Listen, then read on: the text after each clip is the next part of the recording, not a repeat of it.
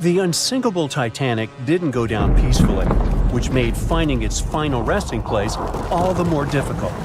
The world-famous RMS Titanic sank in 1912, but was only discovered in 1985 on a secret mission. Although people back in the early 1900s had the approximate location of where the Titanic was, they didn't have the right technology to find it. As it went under, the ship sent several CQD signals, standing for Come Quickly, Distress, to a nearby ship named Carpathia. "Come at once, we have struck a berg. It's a CQD, old man," were some of the final words transmitted from the Marconi wireless on the ship. These Morse code messages were also what made the first research missions to the wreck possible. RMS Carpathia found the lifeboats filled with Titanic survivors, but the world also desperately wanted to see what became of the famous liner. Fast forward to 1953. That's when the first serious attempt to find the Titanic wreck happened. A man named Risdon Beasley tried using a loud eruptive device to locate the ship. It sounds weird, but there's science to back it up. When dynamite goes off, the waves from the detonation hit the bottom of the ocean floor. With the help of sonars, scientists would be able to locate if there was anything solid at the bottom of the ocean. But Beasley had no luck. Another 20 years would pass before oceanographer Robert Ballard would make his attempt to locate the Titanic. Ballard had a bit more luck than Beasley. Over the previous years, underwater technology had gotten more funding and so worked much better. He tried it the first time in 1977. Ballard partnered with the Woods Hole Oceanographic Institution on a mission to map the ocean floor. While the institute hired him to test out their new mapping technology, Ballard's intention was to go a little further and find the Titanic wreck. In the middle of this new technological ship, there was a hole that allowed for a long pipe to be extended into the water just above the ocean floor. Attached to the end of this pipe, Ballard installed a pod with sonars and cameras. They thought they were in for something big, and so they took the ship to sea to run some tests. That's when, on a trial run, adversity struck. The drill pipe broke, sending all of their expensive material to the bottom of the ocean floor, just like the Titanic.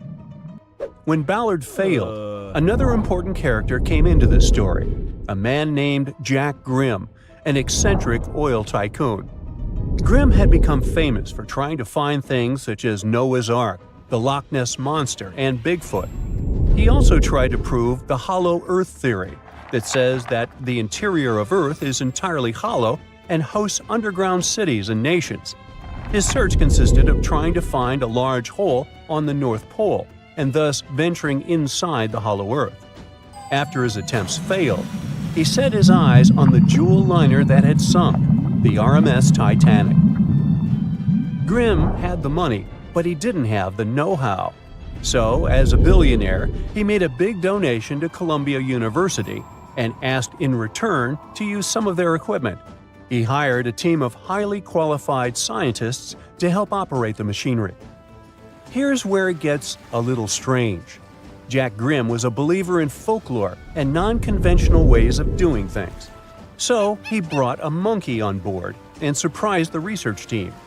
This monkey, called Titan, was believed to point to a map and locate lost things. In this case, the Titanic. The scientists went crazy when the monkey appeared and told Grimm it was either them or the monkey. This expedition left Florida without Titan. Yes, there would be no monkey business. They set the course to the exact location of Titanic's last distress signal. They arrived, examined every inch of the ocean floor, but still found nothing. Grimm's first expedition lasted 3 weeks, but unfortunately, they found absolutely nothing. They tried a particularly good search method known as mowing the lawn, where they mimic such movements to map every inch of a larger area around Titanic's distress coordinates. The reasons for failure were important defects in the equipment and terrible weather. That's when that prior searcher of the lost Titanic came back into the picture, Robert Ballard. He didn't have the millions Jack Grimm had, but he had one thing going for him. The marine geologist was working closely with the U.S. Navy to locate two nuclear submarines which had sunk in the 1960s.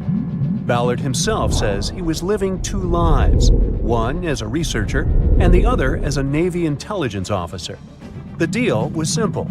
He'd have a green light to search for the Titanic after he found the two missing submarines.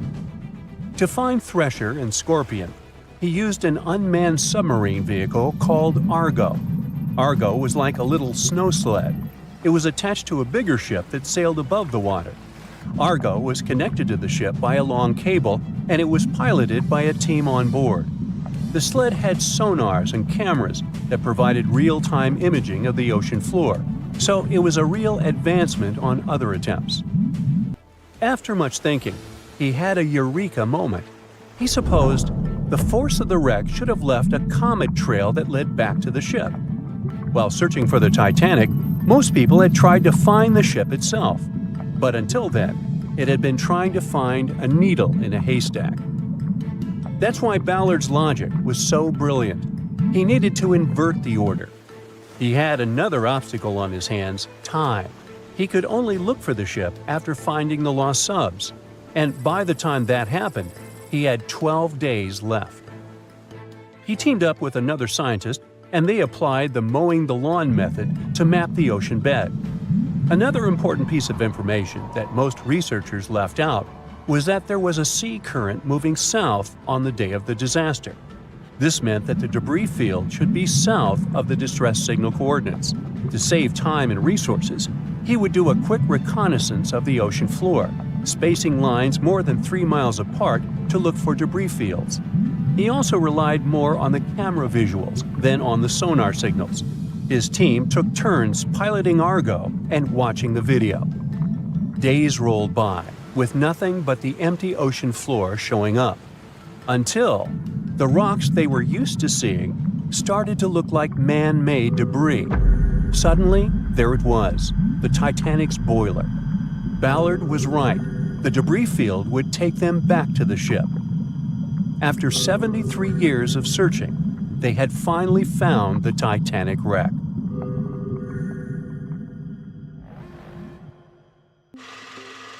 We know Titanic from so many stories, even a movie, but now we have its first full-sized digital scan. And nope, it's not like those models from before, where we mostly imagined what the ship was supposed to be like.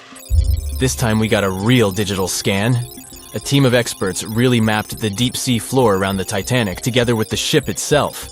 We basically got a 3D view of the entire wreck, which is like going deep down beneath the ocean's surface and seeing Titanic as if all the water has been drained away. So, the story of the wreck started in 1985, 73 years after the Titanic went down. The explorer named Robert Ballard stumbled upon it somewhere between two submarines that also went down in that area. He was actually on a different task back then, so he didn't even have time to explore the ship properly. But as he was searching for the submarines, he realized how ocean currents affect sinking debris. He noticed the heaviest object sank quickly and left a trail of debris behind, the trail that followed the currents. Using this knowledge, Ballard made a hypothesis the Titanic had broken in two and left a debris trail as it sank.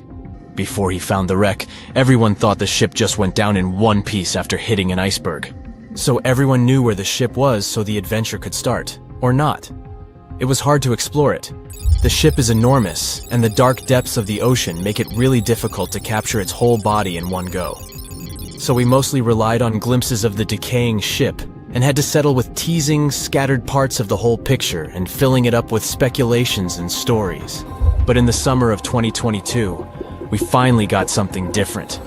A team of experts from Magellan Loaded, a company specializing in mapping the deep sea, teamed up with Atlantic Productions, who were making a documentary about the project. They embarked on a mission to capture the complete view of the Titanic. They used submersibles. Those are vehicles that go underwater, remotely controlled by a team of skilled explorers. These submersibles dove deep into the ocean. It wasn't an easy job. They spent over 200 hours collecting information about the entire length and breadth of the wreck. It was like a real-life treasure hunt. But instead of finding gold and jewels, they took something even more precious. Over 700,000 images of the Titanic from every angle possible. Yup, they took photos of every tiny part of the ship, even the not-so-interesting bits most of us would usually skip. Even mapping the muddy parts was an important part, because it helped fill in the gaps between the more exciting things they discovered. And this was a way for all of us to finally get a detailed 3D reconstruction. Even though it's been more than 100 years, you can still recognize the bow of the Titanic, covered in rust that hangs down like stalactites.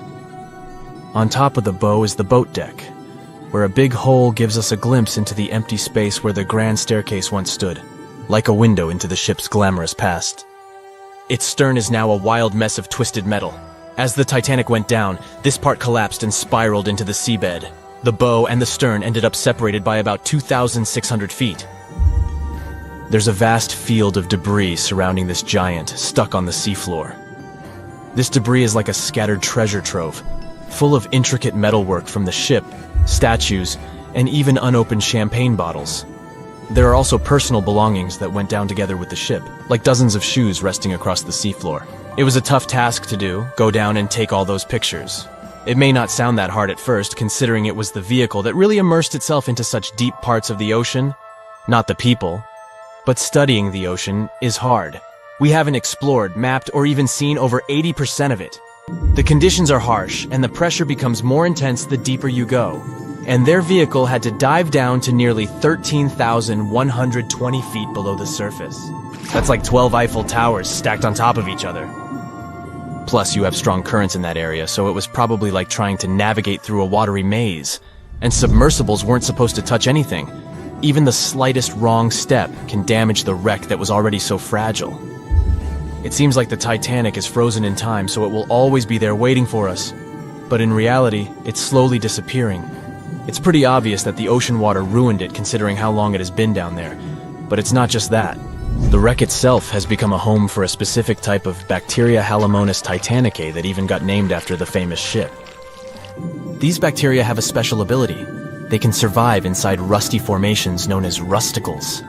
They kind of look like icicles, those spikes of ice that form when water falls from something and freezes. These bacteria have a taste for iron, which is abundant in the ship's hull. For them, it's like a real buffet down there. And as time goes by, these bacteria will keep eating away at the iron in the ship, bit by bit, until one day the feast comes to an end and the whole ship is gone. It's like a slow but steady recycling process.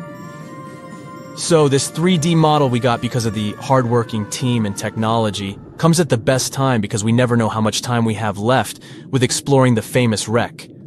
This time we might even understand the collision with the iceberg better. You know how movies always show the Titanic hitting the iceberg on its right side? Well, we can't even be certain about that. The scans could help us figure out if the ship actually grounded on the iceberg, like getting stuck on it.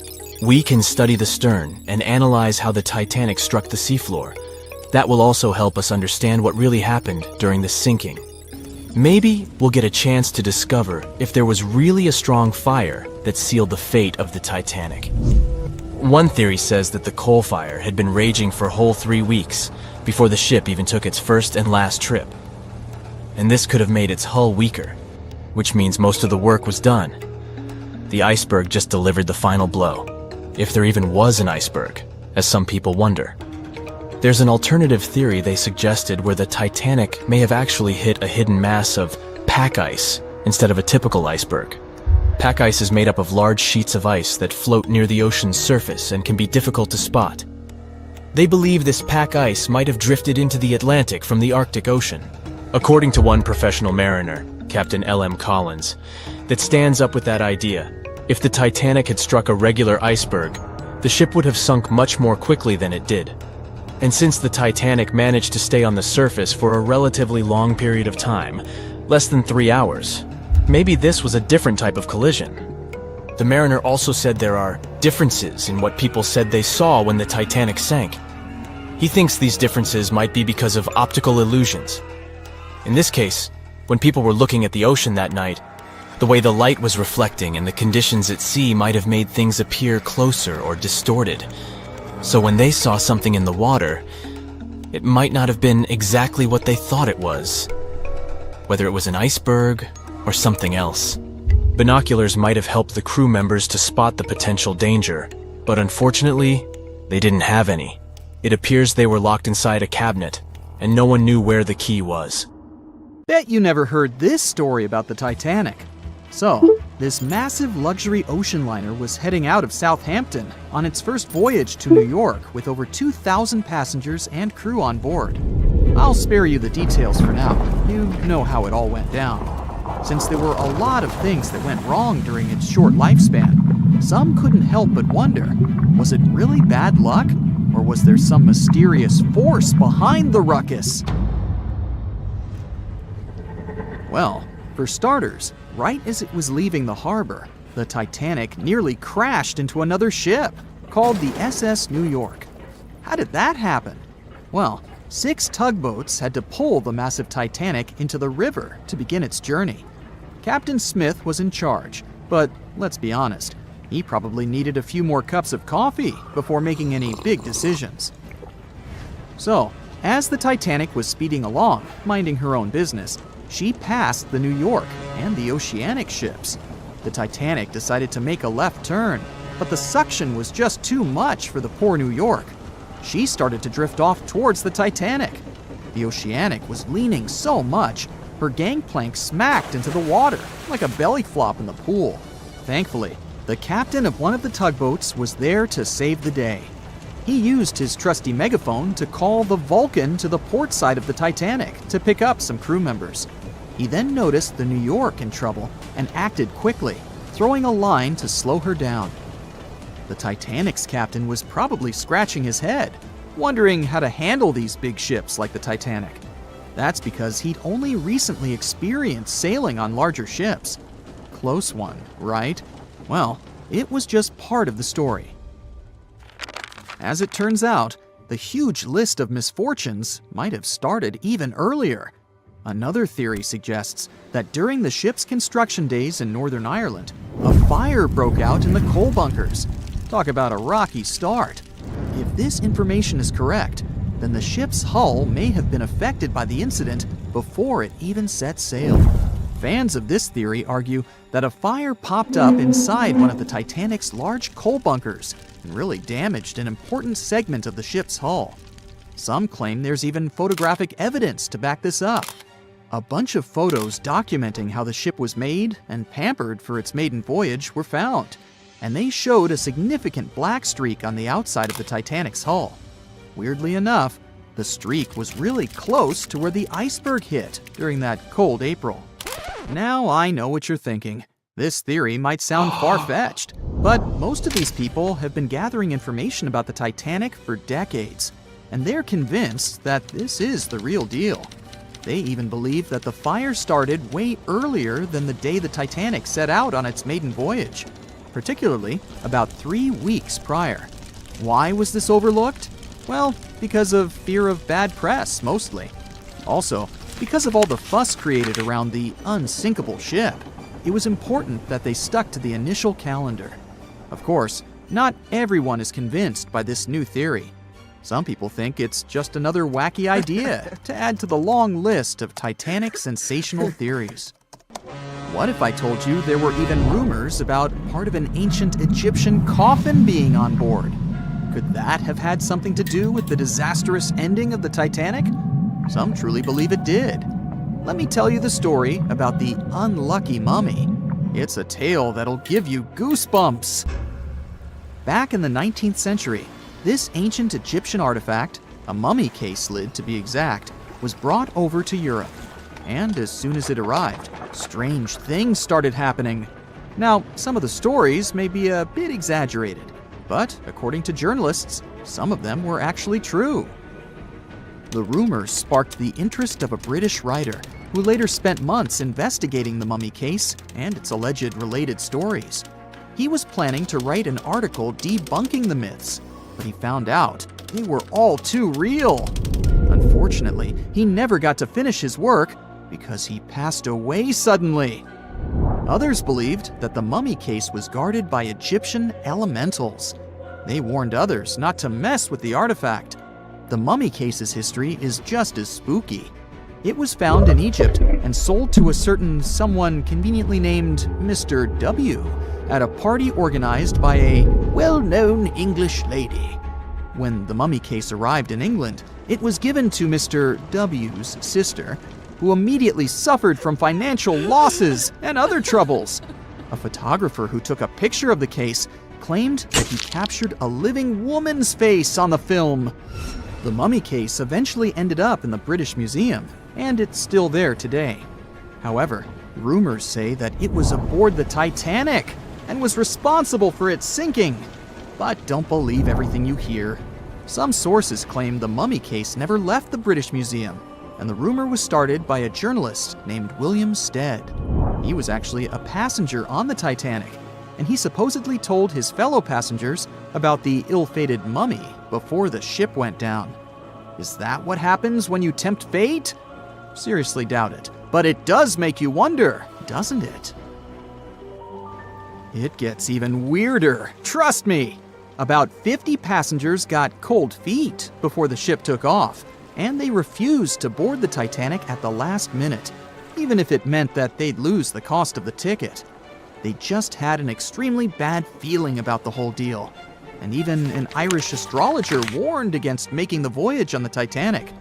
I doubt he saw a big ol' iceberg hidden somewhere in the stars, but it does add up to the mystique surrounding the Titanic.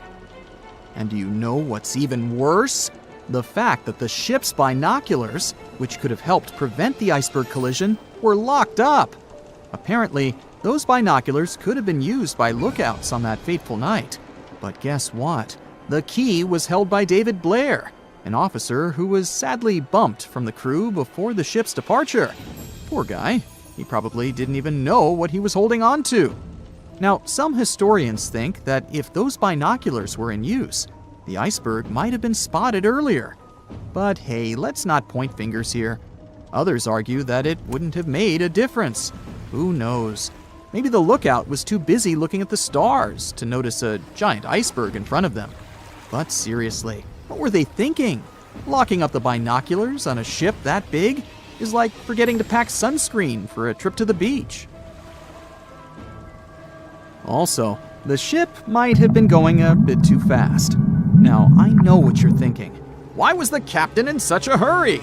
Well, apparently, good old Captain Smith was trying to beat his ship's older sibling, the Olympic, in a race to see which ship could cross the Atlantic faster. I guess he had a bit of a sibling rivalry going on or something. But here's the thing. Even though there were warnings about icebergs in the area, the Titanic just kept on chugging along at full speed ahead. I mean, come on, guys, it's not rocket science. If you know there are icebergs around, maybe slow down a little bit, right? And then, close to midnight on April 14th, 1912, the Titanic hit that iceberg and sank in the North Atlantic. It also famously had a mere 16 lifeboats and 4 collapsible dinghies on board. No wonder it ended up being one of the worst maritime disasters in modern history. After the whole event, people started believing in life beyond the veil and contacted mediums, hoping for signs from the ones they had lost at sea. Can't say I blame them, though there's no verified story of someone managing to contact a Titanic passenger from the beyond, though. Everyone knows the story of the Titanic, but not many people know that Titanic had 2 sister ships, and that on the night of its sinking, one of them was rushing to help but didn't make it in time. Bad luck seemed to follow the trio of ships, but each one of them had glorious moments that live in the minds of those who sailed in them. Keep on watching to discover a story of awe, ingenuity, and ill fate. And don't forget to click the subscribe button and turn notifications on to join us on the bright side of life.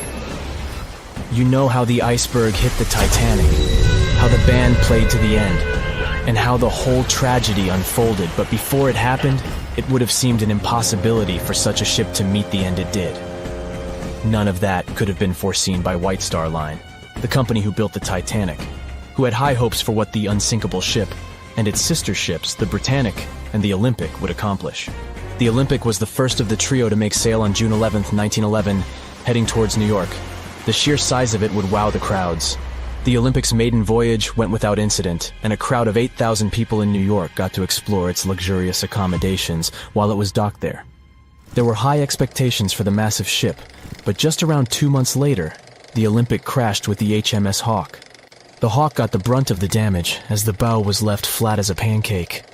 After the crash, the Olympic made its way slowly back to Belfast, where the Titanic was being constructed.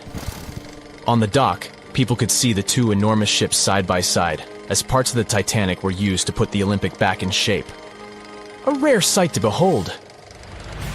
And on April 14, 1912, the Titanic hit an iceberg, and minutes later, the crew radioed nearby ships for help. That night, the Olympic was returning from New York when it received the distress signal. The ship turned around and rushed at full speed towards the Titanic, but they were so far away that they would have arrived next night. At some point during the early hours of April 15, 1912, the crew of the Olympic decided they wouldn't make it in time and stopped course. The survivors of the Titanic were eventually rescued by the Carpathia. Olympic was set up with lifeboats for all crew and passengers after the Titanic sank. It went from having 20 lifeboats to 64. Changes were also made to the watertight bulkheads, and an extra hull to construct a type of double hull was installed. It was determined that a double hull would have kept the Titanic from sinking. For several years, Olympic was used in the war effort against Germany. Throughout the years, Olympic carried over 200,000 passengers, which included thousands of Americans fleeing from Europe and troops battling during World War I. One of the most significant moments for this ship was when it struck a German submarine and sank it. It was discovered that the submarine was preparing to fire a torpedo on the Olympic before Olympic rammed it. The Olympic ended up sailing the seas for 3 decades, which earned her the nickname of the Old Reliable, despite some previous accidents. It went on to help the survivors on the HMS Audacious when it was sinking, and do what it couldn't for its sister, Titanic. Eventually, bad luck caught up with the Olympic. The ship crashed with the Nantucket Lightship, and the crash signaled the beginning of the end. Beaten up, and after years of service, the Olympic was demolished and scrapped for parts. The Old Reliable saw many years of service and thousands of passengers, but the Britannic's journey was shorter-lived. When the Titanic sank, White Star Line was faced with a problem since they already had another enormous ship in the works. White Star Line began construction on the HMHS Britannic on November 30th, 1911, around 4 months before the Titanic sank. Although the Britannic was the youngest of the trio of ships, having been constructed last, it was also the biggest. They intended to name it Gigantic, but after the Titanic's disaster, they changed the name to Britannic, since they considered it to be a lucky name. With the Titanic sinking, the White Star Line underwent rigorous investigation, and many changes were made to the Britannic's design. The Britannic looked very similar to the Titanic, and it had what was at the time the largest marine turbine in the world, able to reach faster speeds than the Olympic. With Titanic's fate fresh in their minds, everything possible was done to ensure the safety of this newer ship. The Britannic was eventually launched on February 26, 1914, almost 2 years after Titanic met its end. After the Titanic's disaster, the White Star Line wanted the Britannic to redeem their name. The Britannic was on its way to becoming a successful ship. It transported passengers for over a year and a half when the British government requisitioned it and turned it into a hospital ship during the beginning of World War I. The ship became an even more impressive sight to look at. It was painted all white, with enormous red crosses on its side to indicate it was a hospital ship. One of the ship's surgeons, Dr. J.T.H. Beaumont, thought of it as the most wonderful hospital ship that ever sailed the seas. It could treat as many as 3,309 patients at once. This is how the Britannic became His Majesty's Hospital Ship, or HMHS Britannic. Though the sight of this magnificent ship must have put a smile on a wounded soldier's face or two, the Britannic didn't operate for long. Just a year after it was turned into a hospital ship, the Britannic was making its way through the Aegean Sea to pick up wounded soldiers, when it was struck by a loud explosion. The passengers didn't know what had happened, but headed to the deck to disembark. It is unclear what hit the Britannic, but the general consensus is that it was struck by a mine left by a German U-boat, though some still believe a torpedo hit it. The captain tried to move the ship to a beach close by, but the ship was sinking fast. In the desperation, against the captain's orders, several crew members launched lifeboats and disembarked. But since the ship was moving and the propellers working, the lifeboats were sucked and destroyed by the propellers. The though so much effort had gone in to ensure the Britannic was safer than the Titanic. Whatever explosion occurred left the Britannic in the same dire condition as the Titanic in just 10 minutes. In a cruel twist of fate, it also sank in the ocean. Unlike Titanic's enormous death toll, only 30 people perished in the sinking of the Britannic, and over 1,000 survived. So many people survived because the accident happened in the morning, when the temperature of the water was warmer and the Greek island Kea was close by to offer help. In the end, the Britannic only sailed the seas for over 2.5 years. The bad luck that followed the Titanic and the Britannic and the accidents and demise of the Olympic was remarkable. But what was most impressive is that there was a woman who sailed on all 3 ships and survived. Violet Jessup was a crew member and nurse aboard the ships. She was there when the Olympic collided with the HMS Hawke in 1911 and disembarked safely. 2 years later, she escaped the sinking of the Titanic in lifeboat number 16, and she showed some women it was safe to board the lifeboats. You'd imagine that would be enough to keep her from ever getting on a boat again, but not for her. A few years later, she served as a nurse in the Britannic while it was used as a hospital ship. When the explosion occurred, Violet jumped overboard, was pulled under by the water, and hit her head on the keel but survived. Can you imagine her experience? She must have had nerves of steel. All in all, the trio of ships saw journeys of triumph and tragedy. Ill fate might have followed them, but all the survivors were left with incredible stories to tell. So tell us, Brightsiders, would you have liked to have seen any of these ships in real life? Let us know in the comments section. Don't forget to give this video a like, share it with your friends, and click subscribe to stay on the bright side. Back when it was built, the Titanic was one of the largest and most luxurious passenger ships, with high-class features like a grand staircase, a swimming pool, and a gymnasium. People thought it to be unsinkable because of its advanced safety devices. Its tragic sinking on its maiden voyage in 1912 proved it wasn't at all the case. It wasn't until 1985 that the Titanic's wreck was finally rediscovered using state-of-the-art sonar technology. Ever since, thousands of items have been recovered from the Titanic, many of them being put on display or sold for auction.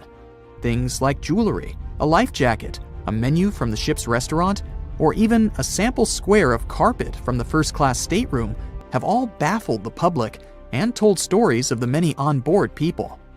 Scientists have even tried to come up with strategies to get the Titanic back up. Not because they want to put it up for display, but so it can be properly studied, and more importantly, to stop it from getting more and more damaged at the bottom of the ocean. Some have suggested filling the wreck with ping pong balls to make it float, while others even considered injecting it with 198,000 tons of Vaseline. Another creative solution was proposed, the idea of using a giant claw or scoop to lift the Titanic. Nobody came up with this device. Using 500,000 tons of liquid nitrogen to trap it in an iceberg that would float to the surface was also considered, but all these potential strategies had to be eventually let go, since the Titanic is way too fragile to ever be recovered. As the Titanic's iconic bow railings are in danger of collapsing, metal-eating bacteria continue to chew away at the ocean liner's wreckage. An undersea exploration company plans to gather data about the ship's deterioration in annual expeditions. They hope this will help them learn more about the Titanic, and also more about the ecosystem that shipwrecks create. The over 100-year-old ocean liner is also being damaged by deep-sea currents daily. Some experts predict that the ship could disappear in a few decades due to holes in its hull. The deck that passengers crowded on as the ship sank has caved in. The gymnasium near the grand staircase has also fallen in, and a 2019 expedition found that the captain's bathtub, which became visible after the outer wall of the captain's cabin fell away, is no longer there. Those annual expeditions also gather data about the creatures living at the site, including crabs and corals. Surprisingly, many species have only been seen there at the Titanic wreck, so scientists are curious to find out more about them. The most famous out of all these creatures is the Halomonas titanicae. It's a bacteria, and it was discovered on the wreckage of the Titanic. What's interesting about this creature is that it's able to thrive in extremely salty environments. It's also been resistant to several antibiotics, unlike other types of bacteria. It's probably because of this superbacteria that the deterioration of the ship's iron hull happened so fast. The expedition will also look at the debris field and its artifacts. On the site, there are still traces of little personal items like clothes and luggage. One of the most interesting stories about Titanic artifacts is that of the passengers' shoes. Most of the Titanic items that have been lost at sea deteriorated or disappeared completely. But not the shoes. They seem to be able to resist the harsh conditions. On top of that, the leather in most shoes is perfectly preserved, probably because of tannin, a substance used in the tanning process of leather. It helped the shoes resist the damaging bacteria found underwater. All this exploring might have gotten you all excited. If that's the case, I have some good news to share. You might even be able to join the expeditions. To personally explore the Titanic, you have to plan ahead and apply to be a mission specialist with OceanGate, the company responsible for the journey. However, this experience does come with a high price tag of $250,000. Despite the cost, this once-in-a-lifetime experience is in high demand because of the limited spots available. If you can afford the exploration, you will have the chance to collaborate with renowned specialists in marine biology, oceanography, the Titanic, DNA, and the deep ocean. Accommodations and meals on the dive support vessel are also included, as well as training and guidance from specialists before and during the mission. Lastly, you don't even need to bring your own gear, as the expedition equipment is included as well. Sure, ships have evolved and modernized over the years, and these days we have technology that is way better than that available on the Titanic. But this ship remains an amazing piece of history because of its many unusual features, like the fact that the Titanic's whistle was loud enough to be heard over 11 miles away, or the fact that the ship's hull was painted with a special mixture of red lead and linseed oil, which was believed to be effective in preventing the growth of seaweed and other marine organisms. However, despite popular belief, the ship's iconic fourth smokestack was not functional and was only used for ventilation and aesthetics. Probably one of its biggest flaws was its number of lifeboats. Despite its size and luxury, the Titanic only had 20 lifeboats on board, which were not enough to save all of its passengers and crew once it hit the iceberg. The Titanic may be the most famous shipwreck, but it's not the only one. The fleet of Kublai Khan tells a similar story. This one was a large naval force commissioned by the Mongol ruler Kublai Khan in the 13th century. The fleet was intended to travel to Japan and establish the Mongols as powerful rulers in the region. However, in 1281, the fleet was supposedly caught in bad weather and was seriously damaged, with many ships being destroyed. Legend has it that the fleet was torn down by a massive typhoon that came to be known as the kamikaze, or divine wind. This strong storm was believed to have been sent by the higher spirits to protect Japan from the Mongols. The truth about its disappearance remains a mystery to this day. However, the wreckage of the fleet, or parts of it, appears to have been discovered in the 1980s by Asian archaeologists. They dug across the site and studied the remains of the ships at a location near Imari Bay. The shipwreck is, to this day, considered to be an important archaeological discovery. That's because it informed us how well prepared the Mongols were back in the day in terms of their ships. Another tragic story is that of the RMS Empress of Ireland. This was a British passenger ship that operated until May of 1914. This is when the ship was sailing from Quebec City to Liverpool, but it ran into the Norwegian collier SS Storstad in the fog off the coast of Rimouski, Quebec. The collision caused a large hole in the side of the Empress of Ireland, and the ship began to quickly take on water and sink. The crew and passengers were caught off guard, and many were unable to evacuate in time. In total, 1,012 people were lost in the disaster, making it one of the worst maritime collisions in Canadian history. Rescue efforts were hampered by poor visibility and the fact that many of the lifeboats were damaged or unusable.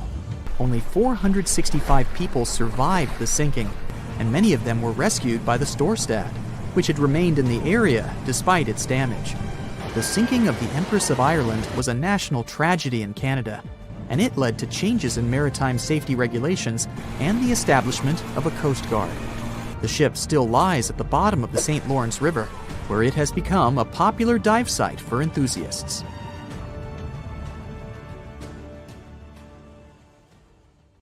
In the Titanic movie, you won't see any fumes above the fourth funnel of the legendary ocean liner, and it's not a mistake. Back in 1911, the year before the Dream ship's departure, large ships would mostly sail with 4 chimneys. They needed those to draw heat and fumes from their massive boilers. The Titanic was a real engineering gem that only needed 3 chimneys to function. So the fourth was added for balance and more impressive looks. The White Star Line thought the public would have been disappointed to see only 3 pipes on the greatest ship of all time. The Titanic's sister ships, the Olympic and the Britannic, also had 1 fake funnel each for the same reason.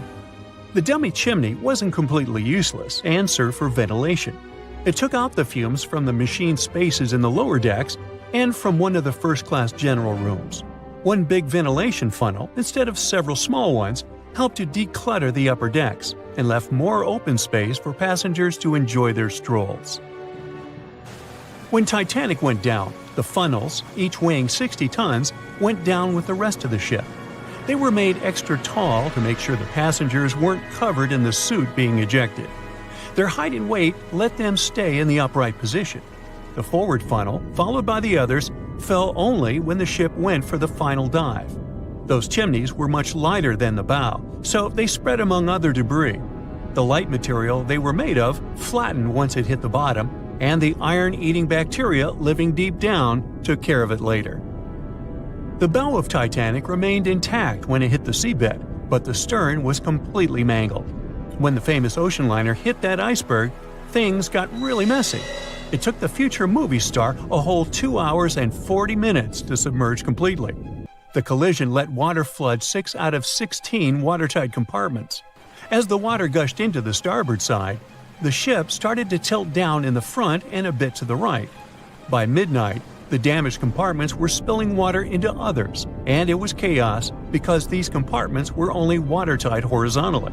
Soon enough, water started flooding through the anchor chain holes, and by 2 a.m., the bow was sinking, and the stern's propellers were lifted out of the water.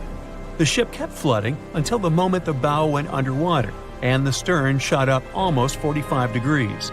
The weight of those massive propellers stressed the ship's midsection. The steel just couldn't handle it and failed.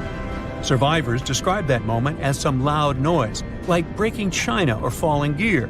That was the Titanic's upper structure giving in. By 12 past 2 a.m., the bow and stern were only connected by the inner bottom structure. Minutes later, the bow, weighing almost 16,000 tons, broke loose from the stern. The stern rose sharply to an almost vertical position and started sinking slowly. By 2:20, it disappeared underwater. The bow was cruising down at about 13 miles per hour and had hit the ocean floor almost a half an hour before the stern. The 2 parts of the Titanic now lie 2,000 feet apart, pointing in different directions. The bow remained mostly intact, just covered in mud. The stern turned into a tangled wreck because of the implosions it went through during the descent. The air trapped within the structure just couldn't handle the increasing pressure of the water deep down. Signal rockets played a big part in the Titanic's tragedy. When a ship goes down, you're supposed to shoot up red flares to signal trouble. But someone decided to stock Titanic with white lights instead of the usual red ones. So when the ship smacked into that iceberg, the crew fired off white flares. The SS Californian was passing nearby, and its captain knew the Titanic was in a dangerous iceberg zone. The crew didn't spot the sinking Titanic, but they sure saw those white rockets. The radio between the ships was useless because the Californian's operator switched it off.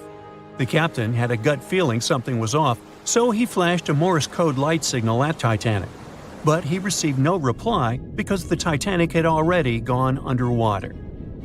There was another ship, Samson, sailing alongside the Titanic. It had plenty of illegally hunted frozen seal meat from Canadian waters abroad, so it was sailing with lights off to remain unnoticed.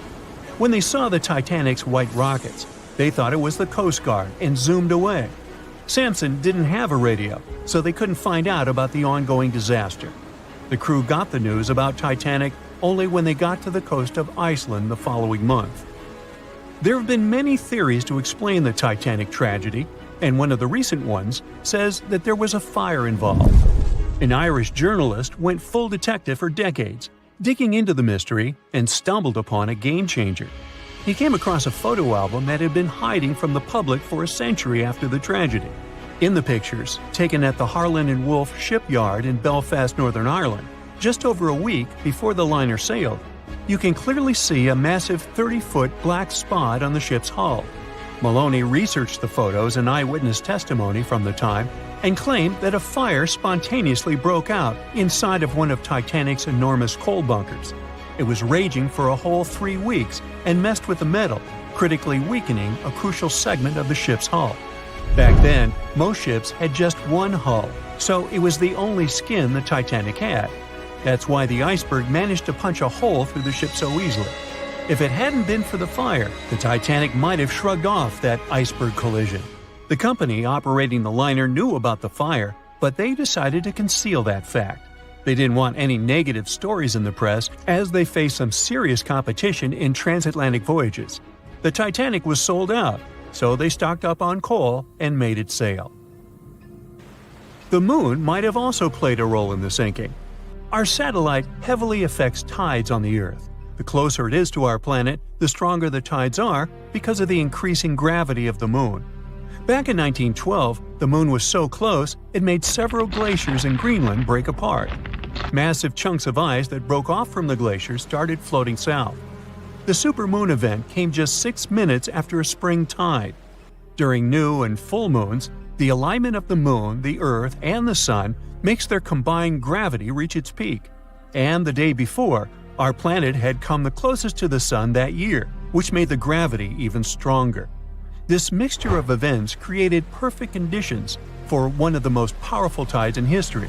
It created the perfect conditions for the icebergs breaking off from Greenland's glaciers to move freely. Opponents of this theory say that the difference in tidal force wasn't actually that big, and it couldn't have been the main cause of the sinking. The iceberg tore down the side of the ship, leaving a huge opening in the hull. It wasn't a continuous rip, and damage was caused in several places. Some experts believe the ship would have survived the iceberg if it had hit head-on. The Titanic had watertight compartments designed to prevent flooding in case of a collision. Only the first 3 or 4 of these compartments would have been flooded. This could have helped save a lot of lives. Supporters of this theory put the blame for the disaster on First Officer William Murdoch. Huge, fast-moving ships don't just turn in a matter of seconds like a speeding car. It takes minutes.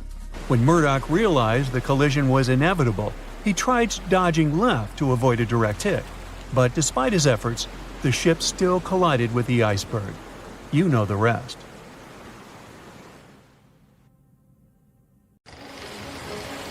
It was 11:39 at night when the Titanic's lookout shouted, "Iceberg, right ahead!" Swift action on the bridge to reduce speed and change the ship's course didn't help, and you already know how the story ends. Since then, we've regarded what happened to Titanic as a once-in-a-lifetime event. Is it though? The Titanic sank in 1912. Forget about fancy GPSs or weather satellites. At the time, ships were responsible for warning each other about the location of icebergs, like a "hey man, trust me on this" situation. Then the Titanic disaster happened. To call it a disaster is an understatement, so specialists felt the need to form an organization to avoid this kind of accident happening again. That's why, a year later, they created the International Ice Patrol, or IIP for short. Up to this day, this group has been responsible for giving ships advanced warnings about ice threats. IIP improved their methods over the years, from ship reports and aircraft patrols to satellite images. Recently, they've also been using oceanographic buoys, floating devices providing real-time information about ocean conditions up to 164 feet below the surface to predict the potential drift of icebergs. Luckily, IIP is doing an excellent job in reducing ship iceberg collisions. But don't get too comfortable. because even the most advanced detection equipment can't entirely avoid an unfortunate situation. Between 1980 and 2005, there were 57 incidents involving vessels and icebergs. And the chilling truth is that today's ships are more likely to run into an iceberg than the Titanic was. Studies have shown that 1,038 icebergs crossed the area where the Titanic sank back in 1912. You might think that's a lot, but scientists say it's not really a big deal. I mean, yeah, it's on the higher side, but there have been 14 years with even more iceberg activity since then. Nowadays, the number of icebergs is going up due to the accelerated melting of Greenland's glaciers. And since more ships are heading into polar waters, the chances of ships bumping into icebergs are higher.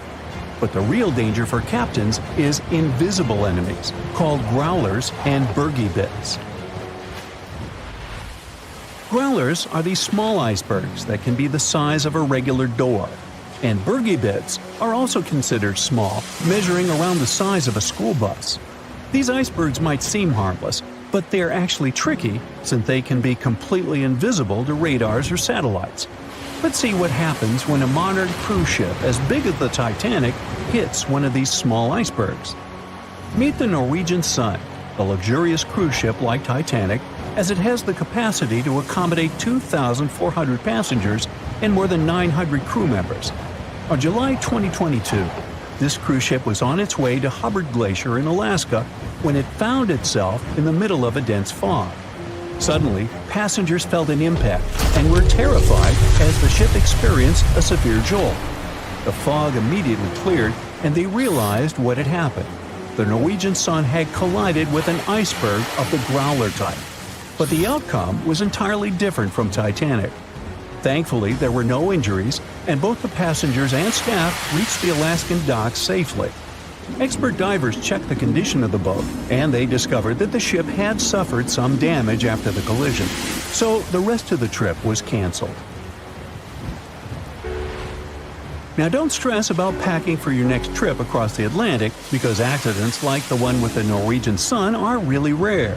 I mean, it's common for ships to encounter ice, but what's unusual is for it to be a problem. Most modern cruise ships wouldn't get physically damaged by an iceberg, and there's a reason for that.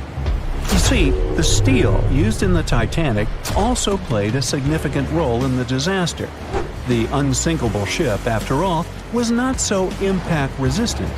Back then, the Titanic's hull was constructed using around 2,000 steel plates, which are believed to have been produced in an open hearth furnace.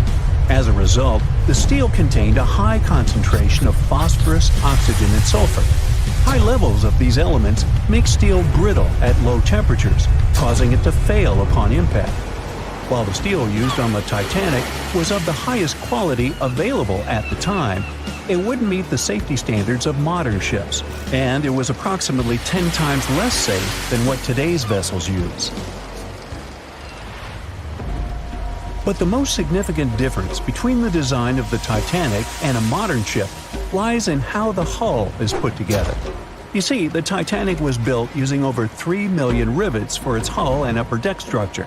So, when it struck the iceberg, the rivets started a chain reaction, causing the entire section of the hull to collapse simultaneously, causing an uncontrollable flood of water. In contrast, modern ships use a method called submerged arc welding, which fuses the edges of metal pieces together, creating a strong and continuous bond. This is safer because if any part of the ship gets damaged, the tear doesn't spread, making things worse. The damage remains contained within that section. Okay, so small icebergs are becoming more common, and vessels have been adapted to deal with them. But there's still one more scenario to consider. What if a huge cruise ship hit an iceberg the size of a 5-story building? Imagine we've just created the world's largest cruise ship on the planet. Let's call it the Bright Seaside. Our floating resort is massive, 4 times the size of the Statue of Liberty. It's longer than the Titanic by 318 feet and carries about 3 times more passengers and crew. And just like the Titanic, our fictional ship can cruise at a top speed of around 23 knots. Now, picture this scenario. The bright seaside is cruising at full speed in freezing waters. It's the middle of the night, and the captain doesn't realize that all the iceberg detecting equipment on board isn't functioning. It stopped working 3 days ago. It's very foggy out there, and the lookout also fails to spot a 45-foot tall iceberg. If that whole situation played out, and the ship smacked into the iceberg head-on, well, it could potentially lead to a sinking. But you can see how unlikely that is, right? That's why experts are quite confident in saying that ice isn't likely to sink modern cruise ships. It's also worth mentioning that safety measures have improved a lot since Titanic. A modern large vessel can take days to sink, which provides enough time to keep everyone safe. Crews are definitely better prepared to handle evacuation procedures, and passengers should also go through safety training before cruising. I know, it is annoying to do that when all you want to do is drink a lemonade or some other beverage by the pool. But, all these safety tips are what saved the MS Explorer from becoming a modern Titanic. You see, back in 2007, all 154 people on board this Antarctic cruise ship managed to get into lifeboats after the ship hit an iceberg. Now imagine their panic as they waited for help for 4 hours. The crew did an excellent job in keeping everybody safe, no doubt. But a report that came out 2 years later said that the MS Explorer accident had happened because of the inexperience of the captain, who had pushed the ship too fast into a wall of ice in the freezing waters of Antarctica. That means that no matter how much tech a ship's got or how fancy its materials are, if you've got a careless captain and a crew that doesn't know how to handle an iceberg hit, yep, a disaster similar to Titanic could happen again. But hey, you shouldn't stress over it. Trust the professionals and keep in mind the odds. In the last 30 years, the MS Explorer was the only cruise ship that sank thanks to an iceberg, and everyone survived. So kick back and enjoy your sea vacation. It seems like we all cried watching the heartbreaking goodbye of Jack and Rose from the Titanic. Oops, spoiler, sorry. But the real-life stories from the sinking of the famous ship were no less touching. Joseph LaRoche was born in 1886 in Haiti to a wealthy family. He was growing up without a dad, but his mother was a self-made woman and a respected merchant. His uncle was the head of his country. Joseph was fluent in French, Creole, and English. At the age of 15, Joseph realized he wanted to become an engineer. There were no engineering schools in Haiti, so he moved to France to get his education. The journey took him a whopping 83 days. Still, in his student years, Joseph met Juliet in a suburb of Paris through a mentor. They soon became friends, and then it grew into something bigger. The couple decided to get married. There was only one problem. Joseph couldn't find a well-paid qualified job even after completing his studies because of racial discrimination. The intelligent young man realized he could do better. Plus, he needed to provide for his growing family. His third kid was on the way.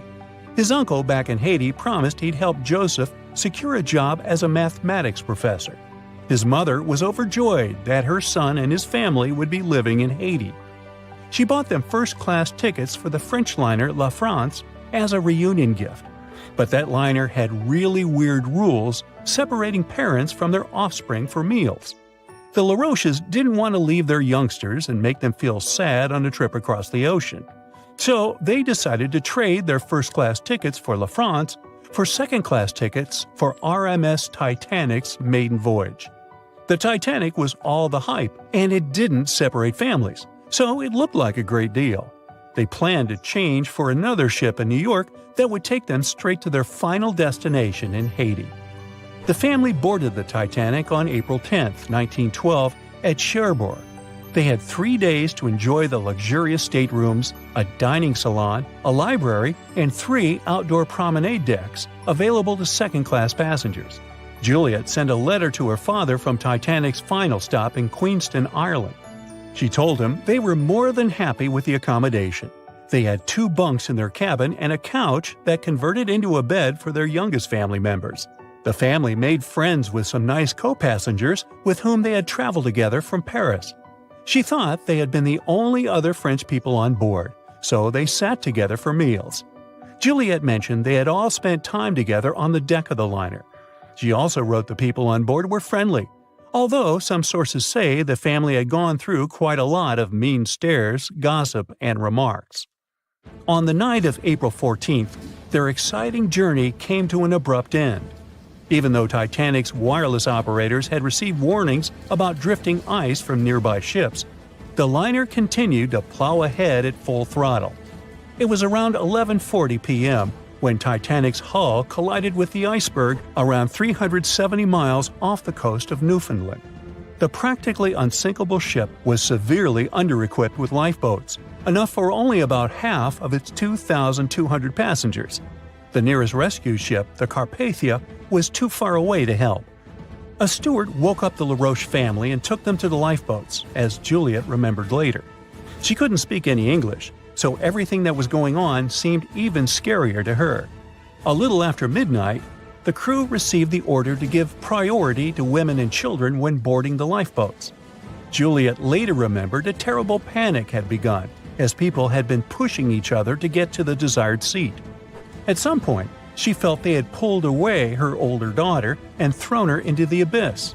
A moment later, she had joined her Simone in the same emptiness. So, pregnant Juliet and her two daughters got spots in Lifeboat 14.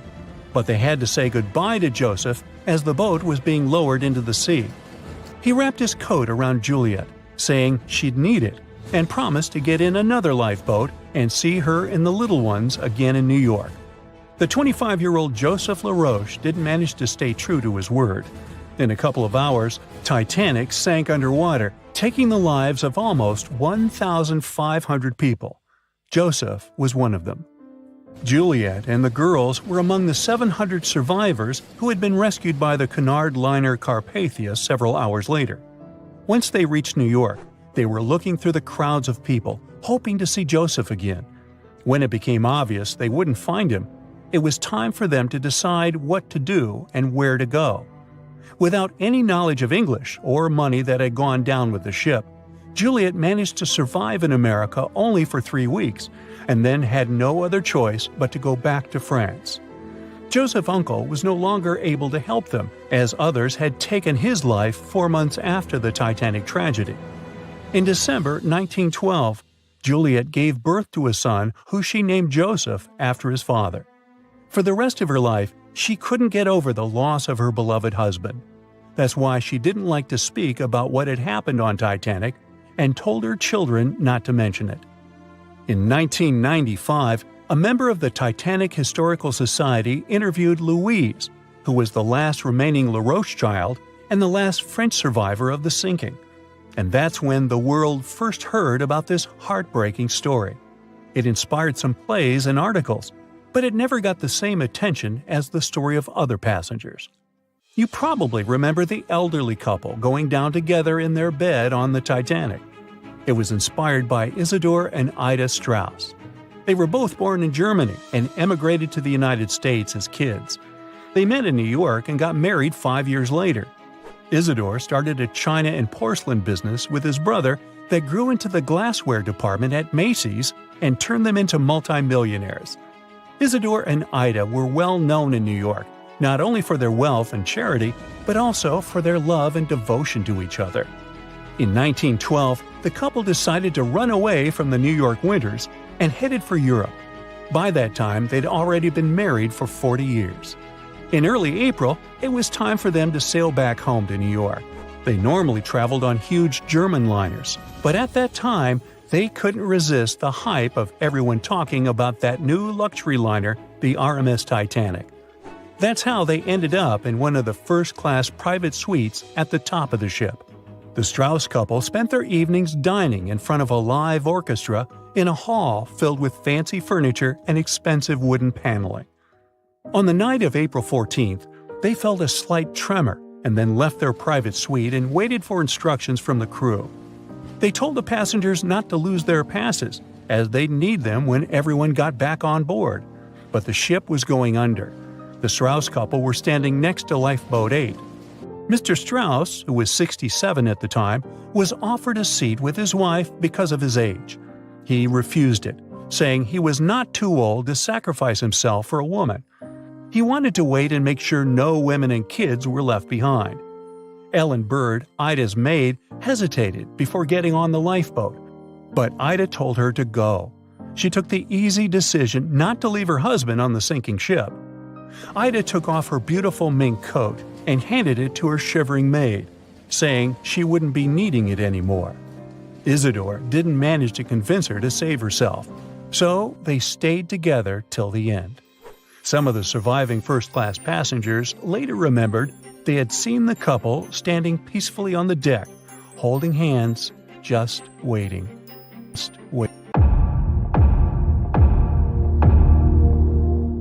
There were no binoculars on board the famous Titanic on the night when they were needed the most. The lookouts were blind, helpless, and doomed, and the ship went down, taking hundreds of lives, right?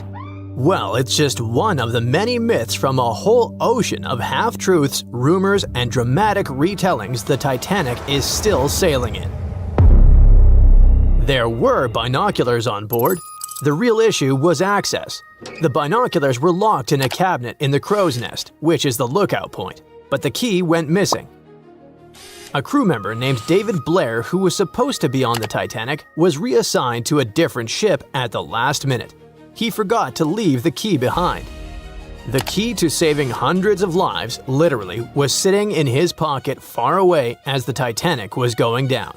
But we'll never find out what would have happened if the key had been there. The sky was clear that night, but there wasn't a moon to light the way, and there was no wind, so the sea was glassy, and there were no ripples, which are the usual warning signs of icebergs floating around.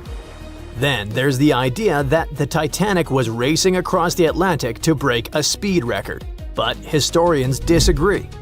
The Titanic's crew knew there was ice out there, but instead of slowing down, they just kept going, cruising around 22 knots. That's only a couple of knots slower than her top speed, but the Titanic wasn't being pushed to her limits. Many of her furnaces weren't even fully stoked. And it was normal practice for that time to just keep going and trust those on the lookout to spot the ice before the ship hits it. Those massive Atlantic liners weren't about taking it easy. They were about being perfectly on time. Ships like the Titanic were basically the express trains of the sea, and any delay would have been a PR disaster. So, yeah, they knew the risks, but didn't think it was a big deal. After all, plenty of ships had close calls before and came out okay. They didn't see ice as a huge threat those days, and weren't even afraid of head-on collisions. And have you heard that the White Star Line, the company that owned the Titanic, marketed it as unsinkable? In 1910, the company was hyping up their two new ocean giants, the Titanic and her sister ship, the Olympic. Their ads proudly declared these ships were designed to be unsinkable. What the company meant by it was that, on paper, the design should keep them afloat. Later on, they even had to clarify that they never promised the ships were actually unsinkable. By 1911, before the Titanic even hit the water, magazines were already running wild with the idea. Writers were calling her practically unsinkable, pointing to her fancy new watertight compartments as proof. And just like that, a legend was born before the ship even left the dock. After she went down, even one of White Star Line's own executives admitted during the official inquiry that when he first heard the news, he didn't believe it. He genuinely believed the Titanic couldn't sink. But that whole unsinkable thing was never the main selling point. White Star Line wasn't really pushing safety, but selling luxury. The Titanic was supposed to be the crown jewel of ocean travel, massive, elegant, and dripping in comfort. Another story that just stuck with us is that before the iceberg even struck, a coal fire was burning away in one of the Titanic's bunkers. It weakened the ship's hull and made it more vulnerable. Some people even say that fire caused or accelerated the sinking. Well, it's partially true. There was a coal fire in one of the Titanic's coal bunkers before the voyage. Fires in coal bunkers weren't unusual in steamships of the time. They could smolder for days. But it was nothing like a fire that would be raging uncontrollably. Historical timelines, crew logs, and structural analysis all indicate that a fire of such intensity and in such a position couldn't have caused fatal structural damage. If the fire had done that much harm, the ship might have failed even before the collision. But the Titanic stayed afloat for over 2 hours, which means the real villain was still the iceberg. Another twist to the fire story is that it could have distracted the crew, preventing them from dealing with the iceberg situation properly. That sounds more plausible, but still, that's not the same as saying the fire was the real culprit. Speaking of the real culprits, there's no doubt it was an iceberg, but the scale of disaster it caused was way more subtle than a big movie-style gash in the hull. Instead, it produced many tiny fractures in the ship's rivets, seams, and metal joints. Each fracture was almost unnoticeable, but because the ship was cruising, the water was steadily running through those micro gaps under pressure. It slowly seeped into multiple compartments and filled 6 of the watertight sections. The Titanic lingered, hovered, took on water, and was failing compartment after compartment. She sank over a period of 2 hours, rather than going down in minutes. If the iceberg had catastrophically torn open the hull, the ship would have gone down almost immediately, and people would have had no time to react and escape. Sadly, not all of them had that chance anyway. You probably recall the heartbreaking scene from the Titanic movie, where third-class passengers attempt to escape to the decks, but they are locked below in their section. Well, it's only partially true. Yes, there were barriers separating passenger classes, but they were mostly in place to comply with U.S. immigration laws. Third-class passengers going to America in search of a new life had to pass health checks and immigration processing. That's why they were traveling on separate decks. There were some lifeboats for them, although not in the third-class sections of the ship, so they would have to navigate a maze of corridors and stairs to reach the top. And many of the third-class passengers didn't even want to try, as they didn't want to leave their luggage behind. In the end, only about a quarter of the third-class passengers survived, but no one forcefully kept them on the lower decks. Now let's switch gears and discuss the Titanic facts that people used to deny or overlook, but which have since been proven true. For example, most deck plans and diagrams you've seen in Titanic documentaries don't show a hidden deck down under the waterline called the inner bottom. Many outside engineers did not fully understand or discuss it. This hidden deck stretched nearly the full length of the ship and had 44 separate watertight tanks. Most of them were for water ballast, some for fresh water. There were also wing tanks, port and starboard, which helped with balance. The inner bottom was like the ship's built-in organizer. It divided the Titanic into separate sections, allowing different parts to remain balanced and easier to control. It was designed to stay afloat with up to 4 of the forward compartments flooded. Sadly, the rendezvous with the iceberg opened 6 compartments, and you know what happened next. And finally, my personal favorite Titanic myth is that the ship split cleanly in half, like some Hollywood action scene. Blame James Cameron for that one. We all cried when we saw it, but reality was way uglier. For many years after the tragedy, survivors couldn't all agree on what they saw. Some said the ship went down whole. Others swore it broke apart. No one believed the second group until the scientists found the wreck in 1985. Then, they finally confirmed the truth that the Titanic had indeed broken in 2, but not neatly. The metal twisted, tore, and shredded as the stern lifted into the air, and 2 opposite forces ripped it apart. And to make it even more tragic, the people were still clinging to the back half when it snapped and plunged into darkness. Exclusive photographs, by far the best yet, are in from the Titanic. For most of this century, that... When the first images of the Titanic shipwreck appeared in September 1985, the world stopped. People were glued to their TVs, watching the legendary ship reappear after more than 70 years. Where did the Titanic sink, you ask? It's located about 400 miles off the coast of Newfoundland, Canada. This so-called unsinkable ship rests in complete darkness, about 12,600 feet below the surface. Yep, that's how deep the Titanic is. But even after such a long fall down to the ocean floor, the front part, known as the bow, still looks surprisingly intact. I mean, the railings were still there, the anchor chains too, even the elegant curves of the hull you might recognize from old photos. But the news barely mentioned the stern back then, and there's a reason we still don't talk much about it. You see, these images were about more than just capturing mesmerizing and eerie footage. They were proof of what really happened when the Titanic sank. We were finally getting some answers about this 1912 disaster, when more than 1,600 people lost their lives. And before you Google how many people survived the Titanic, I'll tell you, 706. Among those survivors, several claimed they saw the ship break apart as it went down. Others insisted it sank in one piece, and in the end, investigators agreed with them. Back then, official reports concluded that Titanic had gone down intact. So, for 73 years, that was the official story, until we finally saw the Titanic at the bottom of the ocean. When the Titanic underwater photos were released, they confirmed it. Yes, the liner really did break apart as it sank. And if we've just seen those images of the bow, that means the stern must be around there too, right? Well, kind of. I mean, we did find it. It's located about 2,000 feet away from the bow, lying on the ocean floor. So yes, it exists. But why doesn't anyone ever talk about what happened to the stern of the Titanic? Well, there's a big reason for that. See, the bow, even after all the damage from hitting the seafloor, still looks recognizable. Many of its interiors are surprisingly well preserved, and it's lying as if the ship was continuing its voyage. But the stern is destroyed.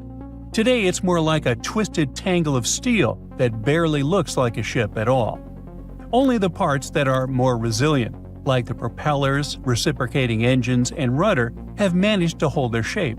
But the rest of the stern section is melting into the seafloor.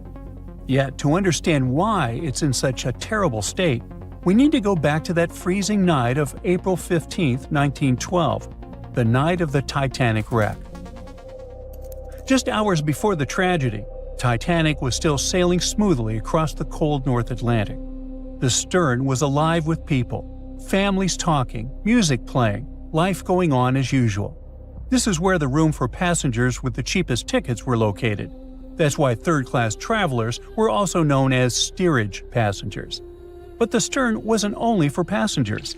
It also contained many of the ship's storage areas, including cargo holds, baggage rooms, kitchens, crew quarters, and even the engineering spaces. And hold on to that info, it's going to be important in a second. So let's jump straight to when the liner struck the iceberg.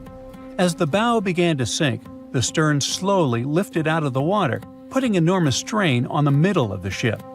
By around 2 in the morning, the lights on Titanic flickered and then went out. Moments later, the ship broke in two, and the bow disappeared beneath the waves. The stern briefly settled back on the water before rising again, this time almost vertical. It stayed upright for a few seconds and then began its final plunge. At about 2:20 in the morning, the stern vanished beneath the Atlantic. Titanic was gone. What was happening beneath the water were two completely different scenarios. First, the bow slowly filled with water and began to drift downward, almost sailing gently like a submarine. Because of that, it managed to keep its shape and stayed mostly intact. But Titanic's stern collapse was a whole different story. The stern was ripped wide open where the ship had split apart. Water rushed in through that open end at incredible speed. This sudden flooding made the stern plunge downward much faster than the bow. The rush of water created so much turbulence that pieces were ripped off and scattered all around the ocean floor. Now, remember what I said earlier about the spaces inside the stern? Those huge storage areas were wide open, and many of them contained air pockets. So when the stern section broke away, it still had compartments filled with trapped air. As it spun down into the depths, this increasing water pressure crushed those pockets one by one. The surrounding structure began to implode, scattering pieces of metal, furniture, statues, and passengers' belongings across the ocean floor. So many experts believe the immense water pressure made that section collapse as it sank. and that's why we can't see much of it today. And now you know the answer to the Titanic back section mystery. We don't talk about it much, simply because there's not much left to see. It's like the part of the Titanic story that's too broken or too painful to talk about openly. The side of the ship that truly feels lost. And sorry to say this, but that's the future of the bow, too. I mean, it won't be there forever. The iconic shape of the wreck is changing year after year, and not in a good way. The front part of the Titanic is deteriorating, and one day, it'll be entirely gone. Down on the seabed, the Titanic faces enormous pressure, nearly 390 times greater than at the surface. The good news is there aren't any air pockets left inside the ship, so big implosions won't happen again. But the bad news is that the ship's own weight is now helping to tear it apart. As those 52,000 tons of steel slowly settle into the ocean floor, they twist and pull on the hull. Submersible missions have already spotted large cracks running through the steel plates, and even the decks themselves are starting to cave in. And there's something else. The wreck might look cool and spooky today, but that actually comes from a thick layer of bacteria and microbes covering it. The problem is, they're slowly eating the Titanic. Yep, most of the corrosion happening down there is caused by bacteria, and this is gradually weakening the entire structure. Steel plates, beams, and supports are getting thinner every year. Scientists estimate that the ship is losing between 0.13 and 0.2 tons of iron every single day. Still, even at that rate, the wreck won't vanish overnight. Experts believe it could take up to 420 years for the liner to disappear completely. Until then, we'll keep watching this sad but natural process unfold. Parts of the ship have been falling apart little by little since the night when Titanic sank, and a lot has already changed since we started taking underwater photos, like the railing sections that have dropped and the ceiling in the captain's bathroom that's collapsed. That's why so many expeditions are now focused on capturing footage and detailed scans of the Titanic shipwreck, to preserve its memory before the ocean takes it all. It's our way of keeping the story alive, even as time and nature continue their quiet work. Maybe those hungry bacteria can take a break from their buffet, so that Titanic can rest in peace with many more years to come. Titanic. The Titanic. The Titanic. The Titanic. Titanic. The Titanic. The Titanic! Titanic. The Titanic.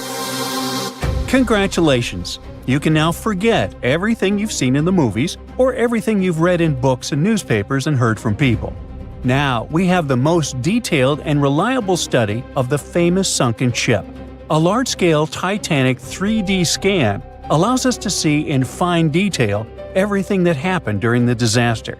And rest assured, there was a lot going on there that you've never heard of. Are you ready for Titanic new discoveries? Let's go! There's a fat chance, or a thin chance, take your pick, that there are no people here who haven't heard of what happened.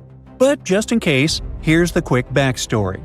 On April 10, 1912, the giant cruise ship Titanic sailed from Southampton, England to New York City. 4 days later, the ship collided with an iceberg and sank in the freezing waters of the North Atlantic. It was one of the most tragic and biggest disasters in the history of sea voyages. Since then, the wreck of the giant ship has been lying under a layer of icy water. For decades, people wanted to get this ship from the bottom many times, but they never fully tried. Passenger stories, documentaries, and books have given us a complete picture of what happened. But the only witness that can tell us about those tragic events is the ship itself.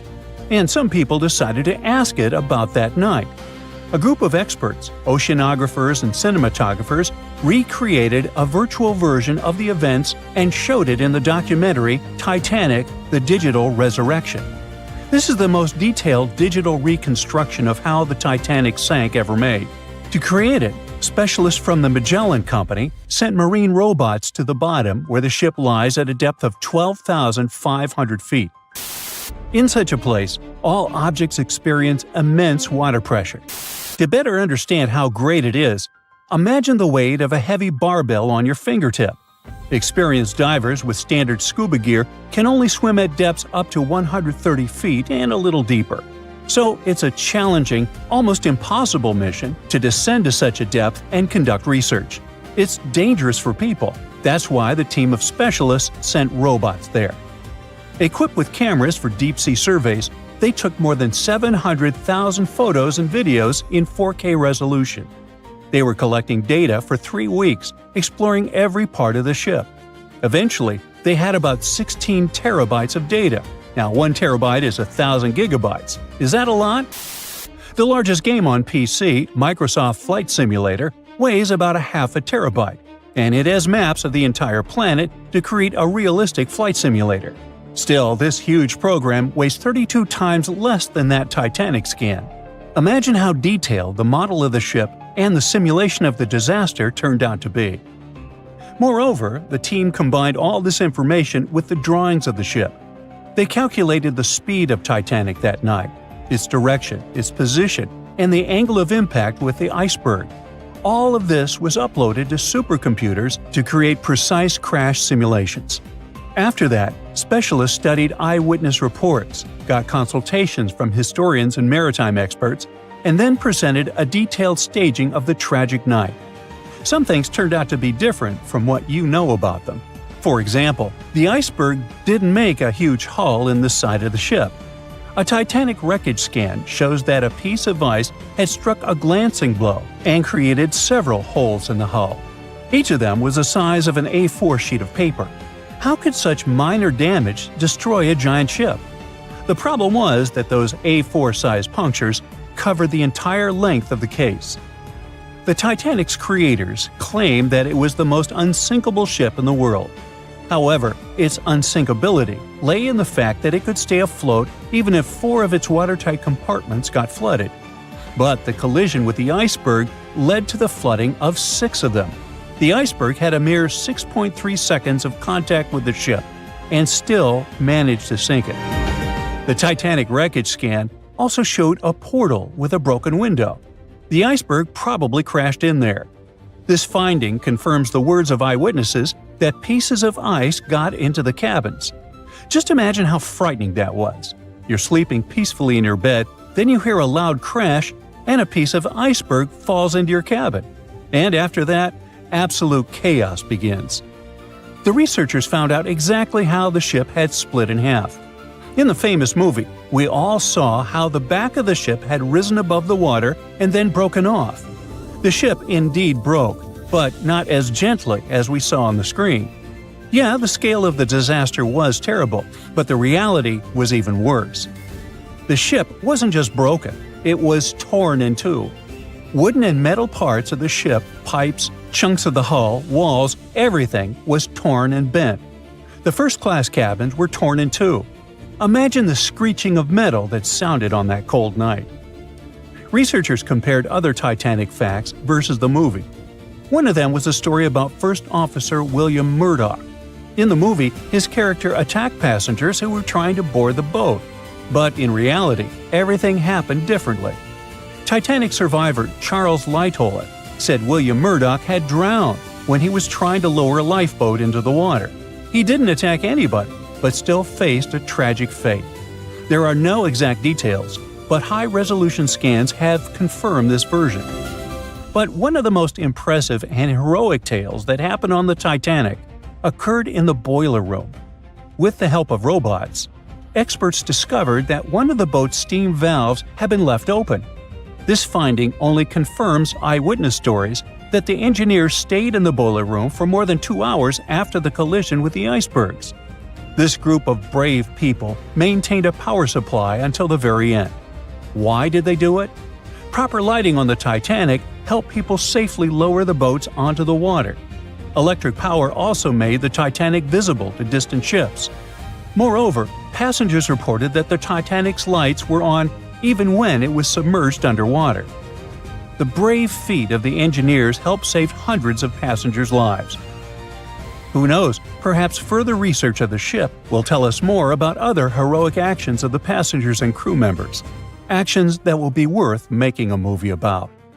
In addition to studying the ship, The researchers also scanned the seabed around the wreckage, where not only parts of the Titanic, but also personal belongings of passengers, including gold coins, pocket watches, combs, shoes, and so on, were scattered. By the way, many of those items have been raised from the bottom and sold at various auctions. You can also see some artifacts from the ship in specialized museums. One of those is called Titanic Belfast and is located in Northern Ireland. It is open to the public. A digital replica of the ship not only shows us how the Titanic sank, but also literally saves the ship. The condition of the wreckage is getting worse every day. Gigantic pressure, cold temperature, water, and marine life, all of this is slowly destroying the vessel. Oh yeah, some companies that organize dive trips to the ship for tourists also pose a danger to the ship. It turns out that there are a lot of people who wanted to go down inside a submersible to the legendary wreck. As a result of some of these excursions, parts of the ship were damaged. Experts predict that within the next 40 years, the unlucky liner may disappear completely. Fortunately, the Titanic 3D scan has provided such a level of detail that you can imagine walking inside it. This means that the tragedy will never be forgotten. Of course, 10 videos like this one won't be enough to cover the full scope of the work that the filmmakers have done. Fortunately, the documentary, Titanic: The Digital Resurrection, is available for viewing. You can watch the movie and also study the 3D models of the ship. Who knows? Perhaps you can make new discoveries.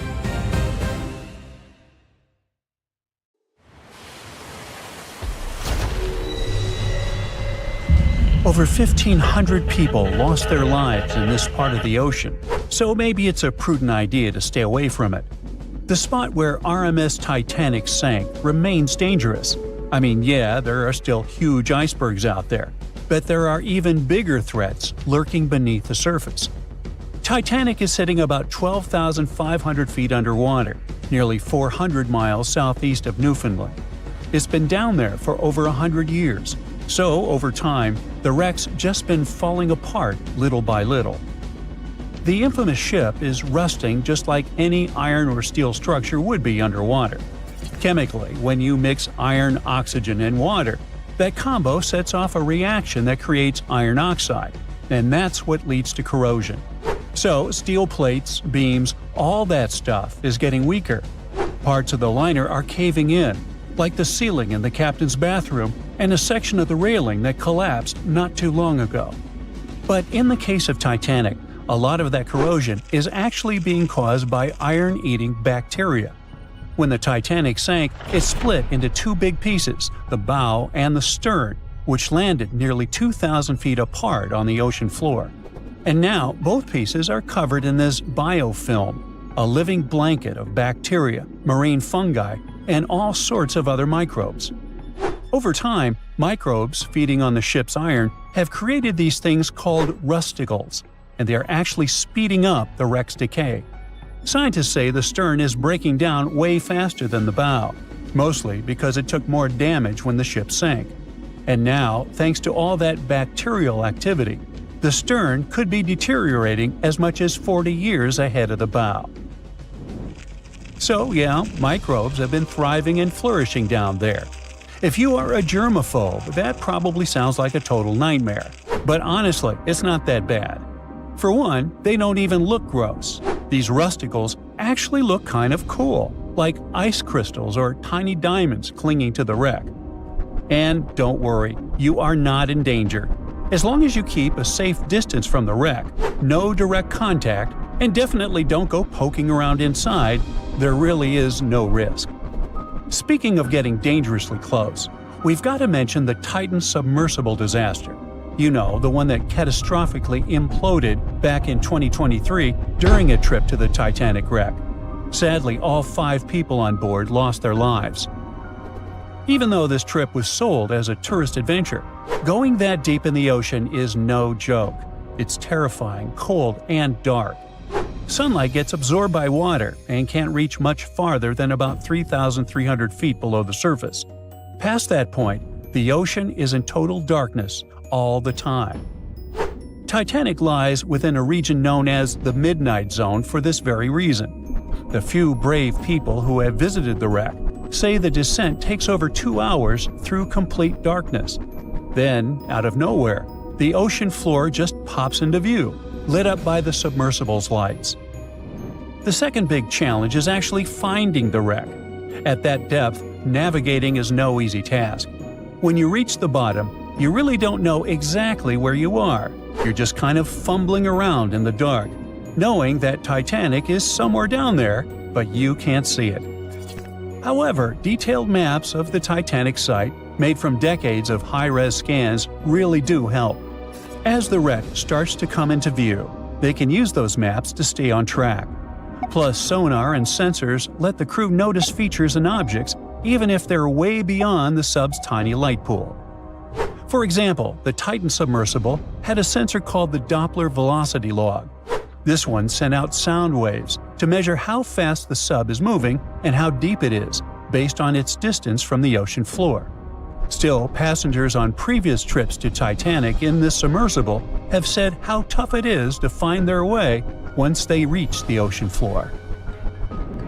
And we can't forget about the pressure. The deeper you go in the ocean, the more pressure the water puts on everything. And the pressure is crazy high at the Titanic's wreck site. To put it into perspective, it is about 200 times the pressure inside a car tire. That's why submersibles need super thick walls to handle it. So yeah, the water around Titanic has creepy microbes, pitch-black darkness, and insane pressure. But there is one more thing happening down there, and that's unpredictable currents. You're familiar with them. I mean, when you swim in the sea, you can usually feel the currents pulling you from side to side. But the deep ocean has its own set of underwater currents too. They're not as strong as the ones you feel on the surface, but they can still move massive amounts of water around. These currents can be caused by things like wind, differences in water temperature and salt, and even strange storms down on the ocean floor called benthic storms. They can get intense and stir up the sea bottom. Now, like I mentioned earlier, the Titanic wreck is in 2 big pieces, the front and the back, and researchers have been checking out the seabed of the surrounding area. One part of the wreck is near this cold underwater current called the Western Boundary Undercurrent. It flows south and moves mud and sand along the ocean floor, creating ripples and patterns that show how strong or weak the current is. Most of the time, the currents there aren't very strong. They even found sand ripples near where all the Titanic debris landed, like furniture, coal, and just random stuff from the ship. And those ripples are showing a current flowing from east to west. But inside the main wreck site, things get a little wilder. The water flows more from northwest to southwest, probably because all the huge chunks of the ship are messing with the flow.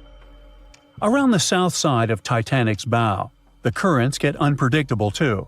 They keep switching directions, from northeast to northwest to even southwest. It's like the ocean's just doing its own thing down there. Experts think that over time, all this shifting water is going to slowly bury Titanic under layers of mud and sand. Little by little, the wreck could just fade away and disappear beneath the ocean floor. Alright, now it's time to get to the obvious issue here: icebergs. Yep, they're still a problem for ships today. In 2023, around 380 icebergs flowed into the busy shipping routes between North America and Europe. That's a problem. You see, the bigger the iceberg, the easier it is to spot and avoid. Smaller ice is a lot harder to detect, though it's no less dangerous. And that's because the most dangerous part is underwater, where no one can see it.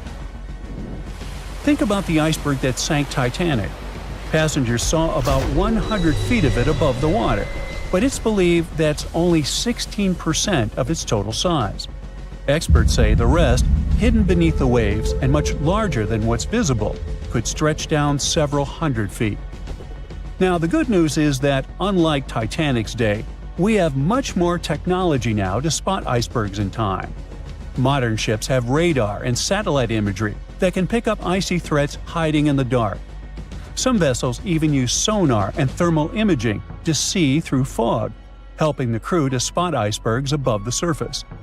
GPS and AIS pick safer routes, and monitoring centers around the globe send out real-time alerts, like having a personal iceberg spotting assistant.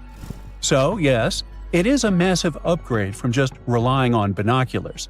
You won't have to worry about icebergs on your next cruise vacation, even if it passes alongside Titanic's route. But just to be extra safe, try not to travel with anyone named Jack or Rose, and never play the violin while on board. Just saying. By April 1912, the Titanic was the most expensive and unsinkable ship in the world. These days, the sunken Titanic is associated with some of the most expensive expedition tours in the world. Despite the terrible tragedy, people have built profitable businesses using the famous ship, and these businesses can be very dangerous. The Titanic fell to the bottom of the icy waters of the North Atlantic in 1912. It was more than 70 years before people finally discovered the ship. It happened in the 80s, when researcher Robert Ballard carried out a secret mission to search for sunken submarines. In addition to his mission, Ballard also wanted to search for the wreckage of the Titanic if he had the time. In short, he did find the Titanic.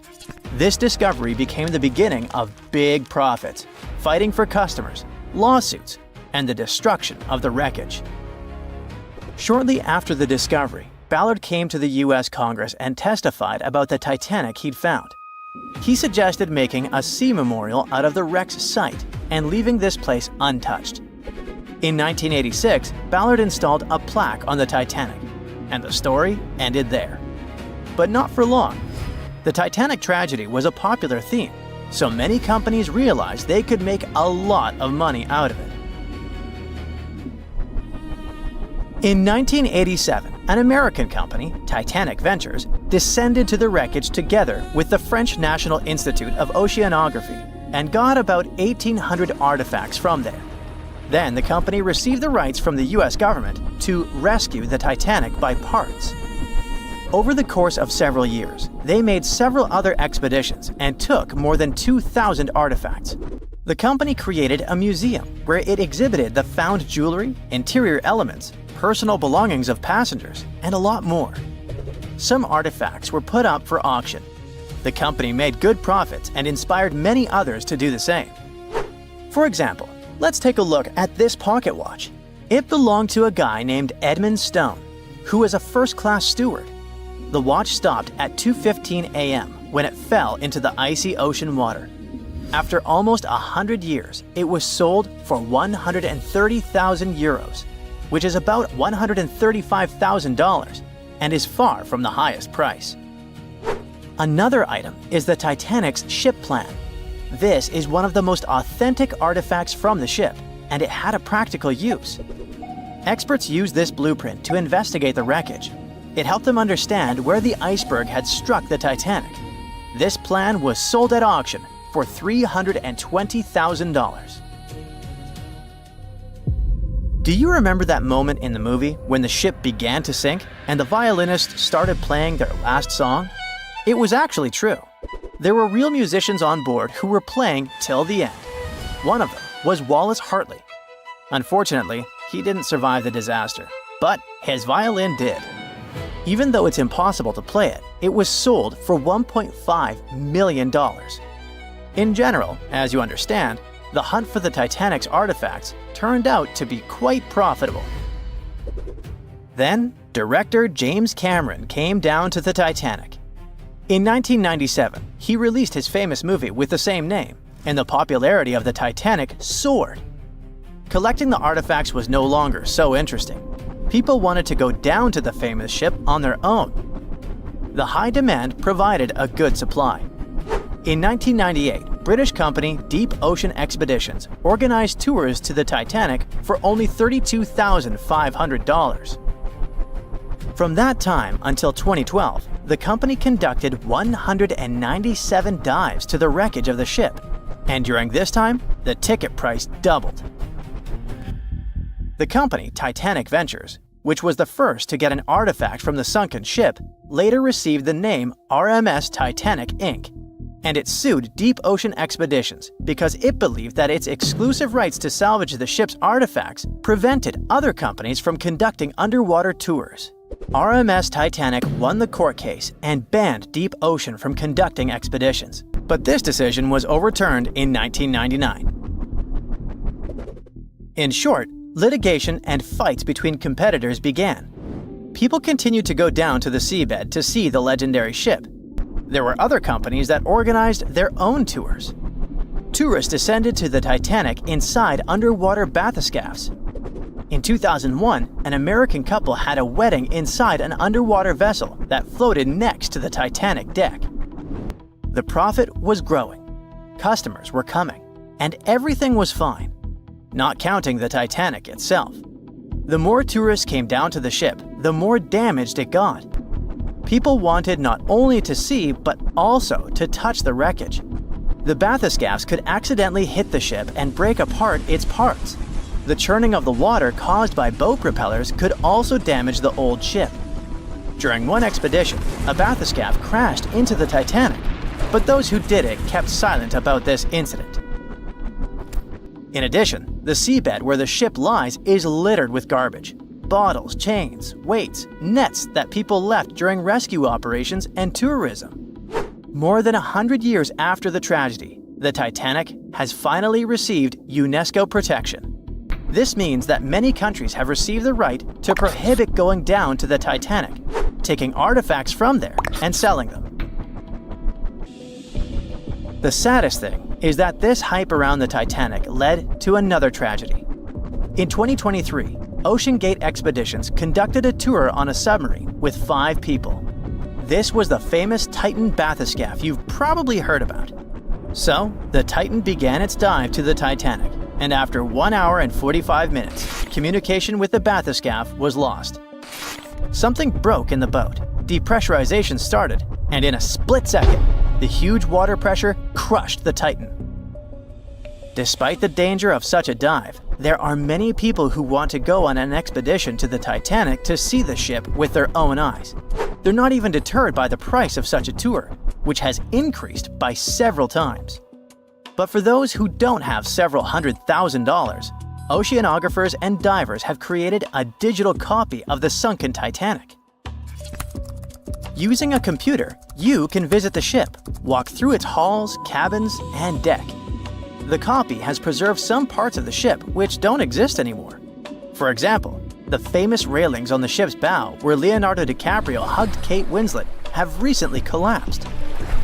And you can also visit museums dedicated to the Titanic. There, you'll see various photos, elements of the ship, personal belongings of passengers, and many other artifacts. Anyway, if you have a lot of money and you still want to go down to the Titanic, think twice. And in general, ordinary scuba diving is a rather dangerous thing. These are the problems it can cause. When you dive underwater without preparation and come up too fast, you're likely to encounter decompression sickness, which is also called the bends. Due to the rapid decrease in the pressure that surrounds you, nitrogen bubbles move through the body and might cause paralysis, severe discomfort, spinal cord damage, and many other troubles. Wait a minute, what are nitrogen bubbles doing in your body anyway? Your cylinders contain compressed gas that consists of nitrogen and oxygen. And when you inhale this substance and the pressure around you sharply decreases, nitrogen accumulates in bubbles. According to Henry's law, the solubility of gases in a liquid is directly proportional to the external pressure.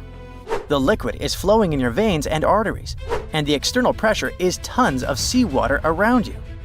Any change in your body pressure can also cause loss of consciousness, and underwater depths are not the best place to faint. Check out on YouTube what happens to people who don't adhere to safety regulations and experience the bends. You'll see that this is a rather unpleasant feeling. What if you get a bad instructor, or you panic and start rising too fast? Or the depth might turn out greater than you expected. Of course, when you're inside a bathyscaph, looking at the Titanic through the window, you feel much more comfortable. But if you're going to scuba dive to big depths, good preparation is vital for you.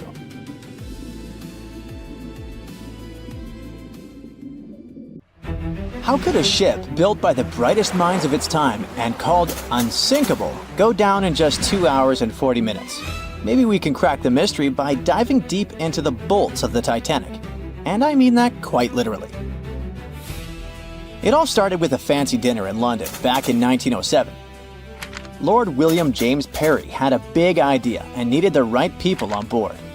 He invited the director of the British shipping company, White Star Line, over to chat. White Star was already riding the waves of success with transatlantic travel, making a fortune taking emigrants to America. But the competition was fierce. Cunard, one of their biggest rivals, had just launched 2 sleek, fast ships, the Lusitania and the Mauretania. These ships were the latest and greatest in both speed and luxury. Parry wasn't about to let that slide. As chairman of an Irish shipbuilding company, he figured if he teamed up with White Star, they could dominate the scene. That same night, over dinner, they started dreaming up an entire fleet of ocean liners. The Olympic, Titanic, and a third ship that eventually became the Britannic. Soon those ideas were being turned into reality. The construction of the Titanic and its twin, the Olympic, kicked off. It was such an impressive affair that they had to build 2 new shipyards on Queen's Island, known as Titanic Quarter, in Belfast Harbour. But building something that massive? Way easier said than done. Harland and Wolff, the British company behind the construction, had their hands full. This was the biggest ship anyone had ever tried to build, and it took 15,000 men working round the clock to make the dream happen. The Titanic and its twin were planned to be 882 feet long. It was just enough to stretch another 120 feet longer than the new Cunard liners. By the time it was finished, the Titanic stretched as long as 4 city blocks and high as a 9-story building. Aside from being the largest ship of the time, it also got another nickname. When Shipbuilder magazine went to examine it, they came up with the adjective unsinkable. But something went way too wrong along the way. If we made a quick X-ray of the Titanic, this is what we would find. 2,000 steel plates, each up to 30 feet long and weighing around 3 tons. To put it all together, they built it like a giant metal skeleton, with the keel acting as the backbone and the hull plates forming the outer shell. To beat the competition, the Titanic had to be huge, but it also had to be fast. So to make that happen, they needed to innovate on the ship's propellers. It had 3 propellers, 2 outer ones with 3 blades and 1 central propeller with 4 blades. The outer propellers, which were massive at 23 feet in diameter, were powered by the ship's steam engines. These engines were like the muscle of the ship, converting steam into the power that spun the propellers. The central propeller was a bit smaller, 17 feet across, and it was powered by a low-pressure steam turbine. The combination of engines and turbine was pretty cutting edge at the time and helped the Titanic cruise at about 21 knots. That's roughly 24 miles per hour, which doesn't sound too fast, but for a ship this size, it was impressive. The propellers themselves were made from manganese bronze, a material chosen because it's strong and resists corrosion. Trust me, this is key when you're plowing through salty ocean water. This engine system could produce up to 46,000 horsepower, which would be the equivalent horsepower of 230 cars combined. To make the ship move, there were 2 large propellers on the sides connected to engines that worked like giant pumps, pushing the ship forward. Then, there was a 3rd propeller in the middle, which worked as a steam turbine, a fancy kind of engine, to give it extra push and use less fuel. This whole setup wasn't just about power, it was also about speed. Other ships had started using the steam turbine a few years earlier, but since the Titanic was bigger and heavier, its system had to be extra powerful to keep it fast, stable, and comfortable for everyone on board. So after 2 years of really hard work, the Titanic was ready for its first trial run. On May 31, 1911, a crowd of 100,000 people stopped to watch the Titanic slide into the River Lagan. Lord Parry was joined by American millionaire J.P. Morgan, who had acquired financial control of the White Star Shipping Company. The Titanic floated for the first time, but it took another year to fit it out, which is basically shipbuilding speak for turning that giant steel skeleton into a luxurious floating palace. It had it all: a heated swimming pool, Turkish baths, palm trees in the cafes, a squash court, a first-class dining salon that could fit 554 people. According to some reports, the most luxurious suite aboard the Titanic was booked by an American named Charlotte Drake Cardezza. She paid $2,500 in 1912. Even in today's money, that's a pretty penny for a trip. But if we make a conversion, it's gonna be around $75,000 in the 2020s. All for a one-way ticket across the Atlantic. Workers rushed to finish painting and polishing the Titanic by March 31st, 1912. The 62-year-old White Star captain, Edward John Smith, went on board to oversee the final tests of the world's biggest ocean liner. The captain even said this would be his last Atlantic crossing. Once he got to America, he would retire. On April 10th, the ship was ready for its maiden voyage. It sailed to Southampton to take on coal and its first passengers.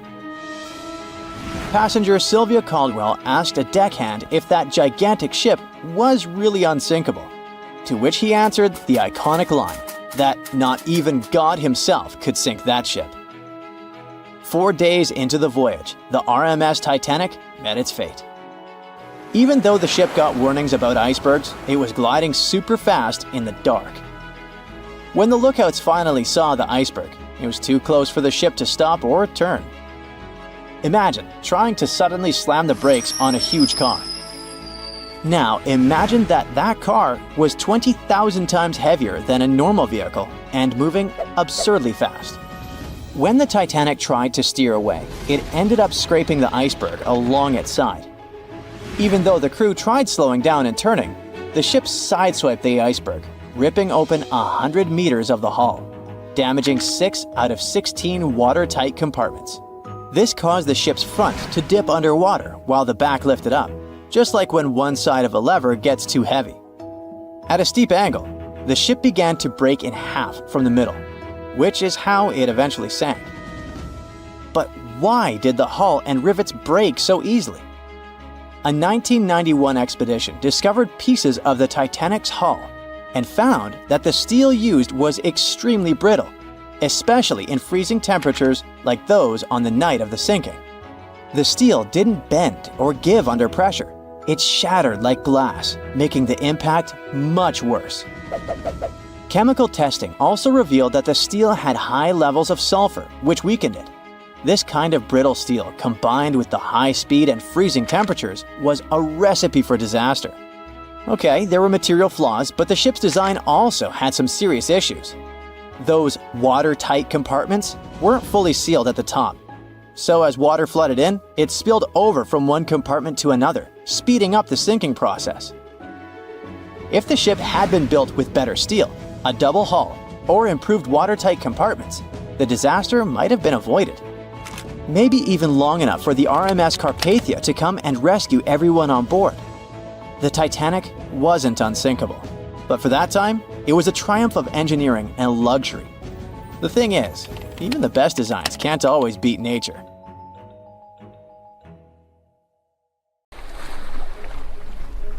The lookout shouts, "Iceberg right ahead!" The Titanic strikes the ice. Water starts flooding in. Third-class passengers are locked up. There aren't enough lifeboats for everyone. Panic sets in. Violins are playing. The ship sinks. Well, we all know the story of the movie Titanic like the back of our hand by now. But what if I told you that Hollywood lied to us? To tell the real story of what happened that freezing night in 1912, we need to rewind a bit. The lookout shouts, "Iceberg right ahead!" Yep, that part was true. Just before 11:40 at night, Frederick Fleet noticed something darker than the sea directly ahead. As the ship got closer, he realized it was an iceberg. The engines were quickly reversed and the ship turned sharply. Instead of hitting it head-on, Titanic scraped along the side of the berg, sprinkling ice on the forward deck. If you remember, in the movie, Jack and Rose are having a romantic moment when they feel the ship shudder after hitting the iceberg. Everything shakes as if they were in the middle of a light earthquake. Some real-life passengers reported feeling something similar after the impact, but according to Titanic survivor Frank Prentice, it wasn't exactly like that. He said there was no impact as such, and it all felt more like slamming on your car brakes. The ship stopped, and that was that. Some people even slept right through the collision, confirming that there wasn't such an abrupt impact. Mr. Prentice, curious about what had happened, left his cabin and went out to the deck.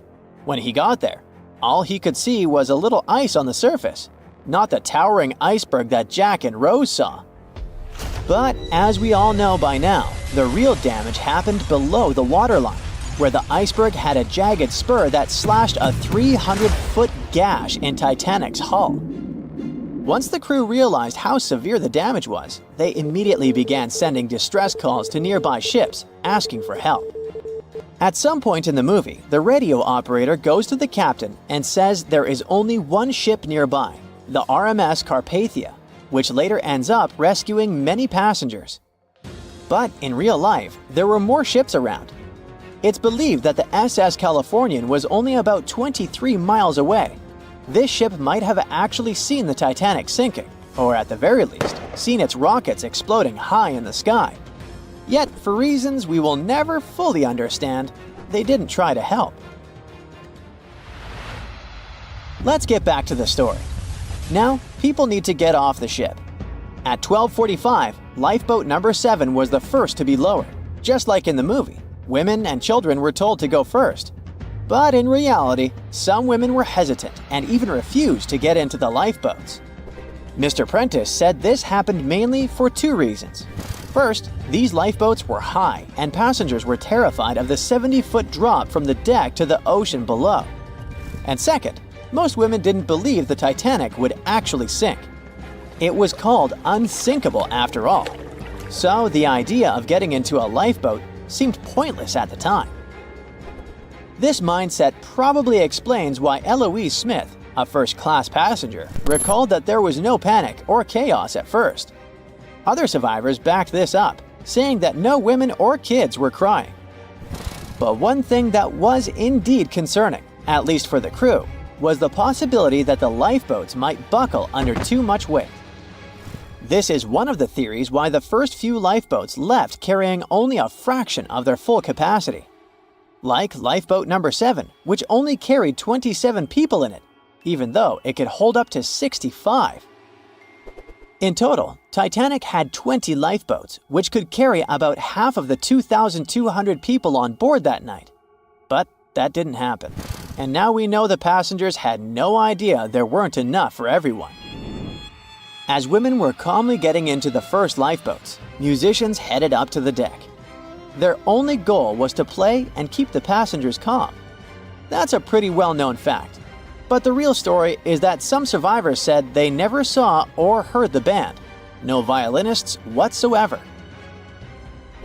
It's not like Hollywood misled you though. The musicians did play for over 2 hours after the ship had hit the iceberg. So maybe these passengers were just too panicked to notice the songs, or the musicians started playing later than we think. Now, it's time to talk about the terrible treatment that third-class passengers received. The movie portrayed the crew as cruel, locking the less fortunate below deck like animals, giving them no chance to reach the lifeboats and save their lives. But the official inquiry into the disaster suggested that wasn't true. I mean, yes, fewer third-class passengers survived compared to those in first and second class, but there were other factors at play. Many third-class passengers were reluctant to leave the ship, clinging to their belongings, and had a harder time making their way up from the cabins, which were at extreme ends of the ship. Some survivors confirmed that they were not locked up. In fact, it was quite the opposite. Mrs. George Wabi, a Lebanese woman traveling in third class, said that when chaos had erupted, some brave crew members and well-dressed first-class passengers had actually helped her get up to the first-class deck and eventually onto a lifeboat. At first, the Titanic was sinking slowly, bit by bit. passengers reported seeing the water rising and hearing pops and cracks. Then there was a loud boom. Some said there had been just one explosion, while others described it as a series of smaller explosions, which they'd thought had been the bulkheads giving way. And there's also a group of people who said they had only heard a rumbling sound. So not everyone agreed on the sound they had heard, but one thing is a fact. By 2:18 in the morning, the lights on Titanic went out, and the ship plunged into complete darkness. As the bow continued sinking, the stern rose out of the water, putting immense pressure on the middle of the ship. This caused the Titanic to break in two. In James Cameron's movie, this moment is pretty dramatic, with the ship sinking almost straight down into the water. But in reality, the break probably happened at a much lower angle, likely just below the waterline. Even so, it tilted enough that people couldn't stay on their feet and started sliding into the water. One interesting thing is that it wasn't until the wreckage was found in 1985 that it was finally confirmed the Titanic had broken apart. Up until then, survivors had given conflicting stories. At least 8 survivors claimed they had seen the ship split. Emily Ryerson, a first-class passenger, described it as if the Titanic had been sliced in half with a knife. But there was also a small number of witnesses that insisted Titanic had gone down intact. At the time, this theory was more accepted because most people still didn't believe that the supposedly indestructible ship could break in half. So why the conflicting reports? Okay, so what you don't see in the movies, for obvious reasons, is how incredibly dark it was when the tragedy happened. It was like being in a room with no light, where you can only make out shapes and shadows. That's what it was like on the lifeboats. This means passengers couldn't really see what was happening, and most of those who were close to the ship either lost their lives or were too focused on trying to survive to pay attention to the details of the wreck. Although James Cameron's film didn't fully capture how terrifyingly dark the disaster truly was, the 2012 TV series Titanic did a better job of showing the pitch-black horror of that night. Even then, the reality was much darker and more terrifying than either of these two productions could portray. It was the start of 1912. A giant chunk of ice broke off a glacier in southwest Greenland. The ice was made up of snow that had fallen thousands of years before the event, perhaps as far back as when mammoths still roamed the earth. The iceberg started its journey. It was a huge thing, more than 1,700 feet long and weighing over 75 million tons. It was also a very peaceful chunk of ice. It steered clear of ships and busy transport routes. And then, it somehow floated much further south than other bergs did. Our iceberg was lucky. Others melt long before they get to these low latitudes. Out of up to 30,000 icebergs that drift away from Greenland's glaciers, only 1% ever make it all the way to the Atlantic. Even after melting into the water for months, this massive block of ice was still almost twice as heavy as the Golden Gate Bridge. The iceberg's top part was towering 10 stories over the ocean surface. Several days before our iceberg made it to the Atlantic Ocean, a magnificent ship left port. It was a luxury liner carrying more than 3,000 passengers and crew members. At that time, it was the largest ship ever built. It was the Titanic. The collisions happened on April 14th, when the ship was in the North Atlantic, 370 miles away from Newfoundland. Unable to divert its course, the ship ruptured at least 5 of its hull compartments. They started to fill with water at an alarming speed. The Titanic's compartments weren't capped at the top. That's why the water spilled over and started to flood each succeeding one. The front of the ship began to sink, causing the back part to lift vertically into the air. And then, with a deafening roar, the liner broke in half. The rest is history. But what happened to the iceberg after that? On April 15th, the German ocean liner SS Prinz Adalbert was sailing through the North Atlantic. It was traveling a few miles away from the place where the Titanic had sunk several hours prior. The German ship's chief steward, who hadn't learned about the disaster yet, saw an iceberg. What drew his attention was a large streak of red paint going along the iceberg's base. Surprised, the man took a photo of his discovery. He thought the paint meant a ship had hit the iceberg within the past 12 hours. The next person who saw the iceberg and took another photo of it was the captain of a vessel laying deep-sea telecommunication cables. The ship was sent to help in the area where the Titanic had sunk. The captain later claimed the iceberg he'd seen had been the only one in that area, plus the red paint. It wasn't difficult to connect the dots. In 2015, one of these photos sold at auction for over $32,000. And still, experts are unsure whether the image really shows the infamous block of ice. It might be a simple iceberg that had been floating nearby at that time. The great unsinkable ship was gone, sunken to the bottom of the North Atlantic, where it remains to this day. But the iceberg continued on its way, perplexing a few witnesses and slowly melting into the surrounding water. It would vanish completely before the end of the year. At 11:40 p.m., the Titanic made contact with an iceberg in the North Atlantic Ocean. Many artifacts were found and restored, like parts of the ship, jewelry, and dining plates, to name a few. It took approximately 3 hours for the ship to be completely submerged in the remote icy water. The night was cold and very much alive. The orchestra was playing music as they enchanted the guests on board. Everyone was excited to arrive in America. It was still considered an amazing feat for a ship to cross the Atlantic back in 1912. But as the day went ahead, there was an atmosphere of impending doom for the captain and his crew. No one else felt it, though. It seemed to them nothing could possibly go wrong, and this would just be another regular night. To them, the Titanic was unsinkable. The last thing on your mind when thinking about the Titanic is the mail crew. Yes, there were mailmen on board delivering mail to America. It may seem like a pretty mundane occupation, but there was a very tough test to pass in order to be accepted on board. And only a few top candidates would qualify, and those few would get shortlisted and accepted. John Starr March, an American, was one of these mailmen earning between $1,000 to $1,500 a year working on the Titanic. Back in 1912, this was considered to be a lot of money. They were not officially part of the ship's crew, since the mail crew was placed near the third-class quarters.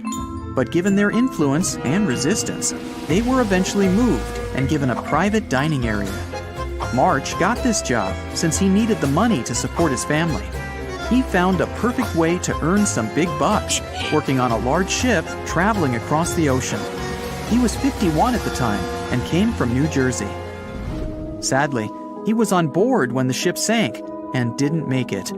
But they recovered a pocket watch that gives us a little insight into what happened that fateful evening.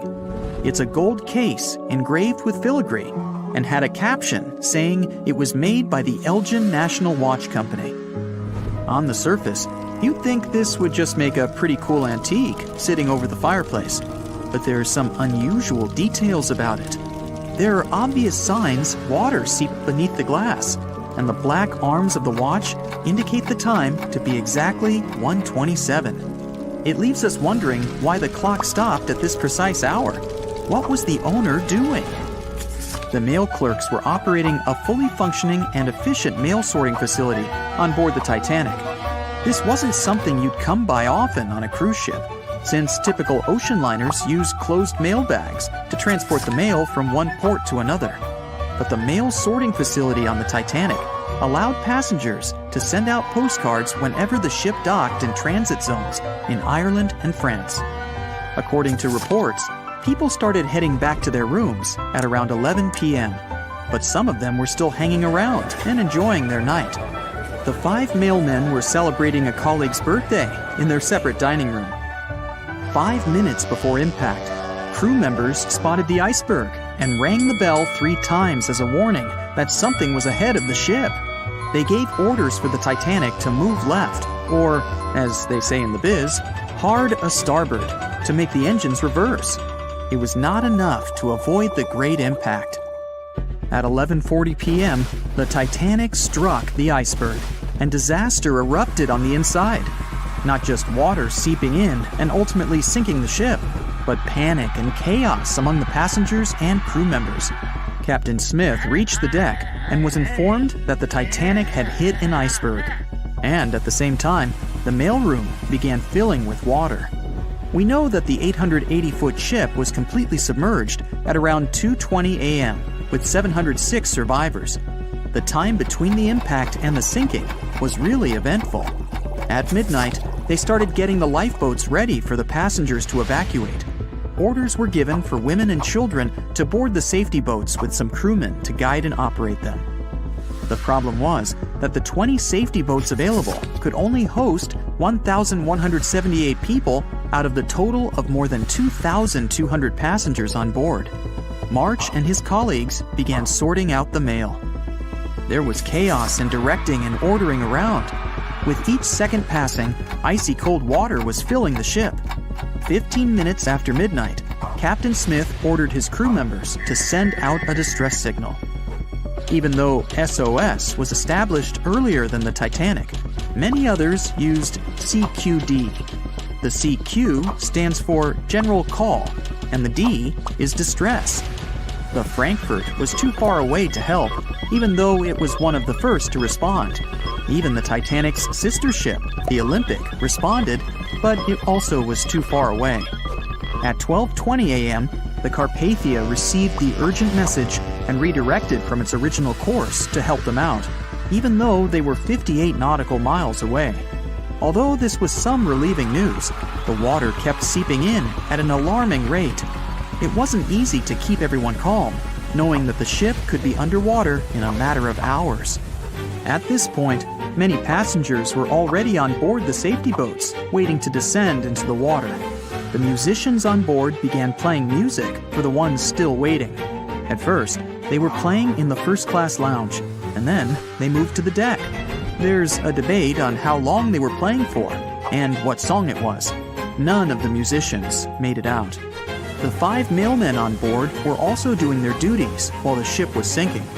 According to a ship officer, the mailroom was already covered in water above the ankles, and the mailmen were busy trying to save as much mail as they could. March was one of them. There were bags of mail floating around. They started with the registered mail.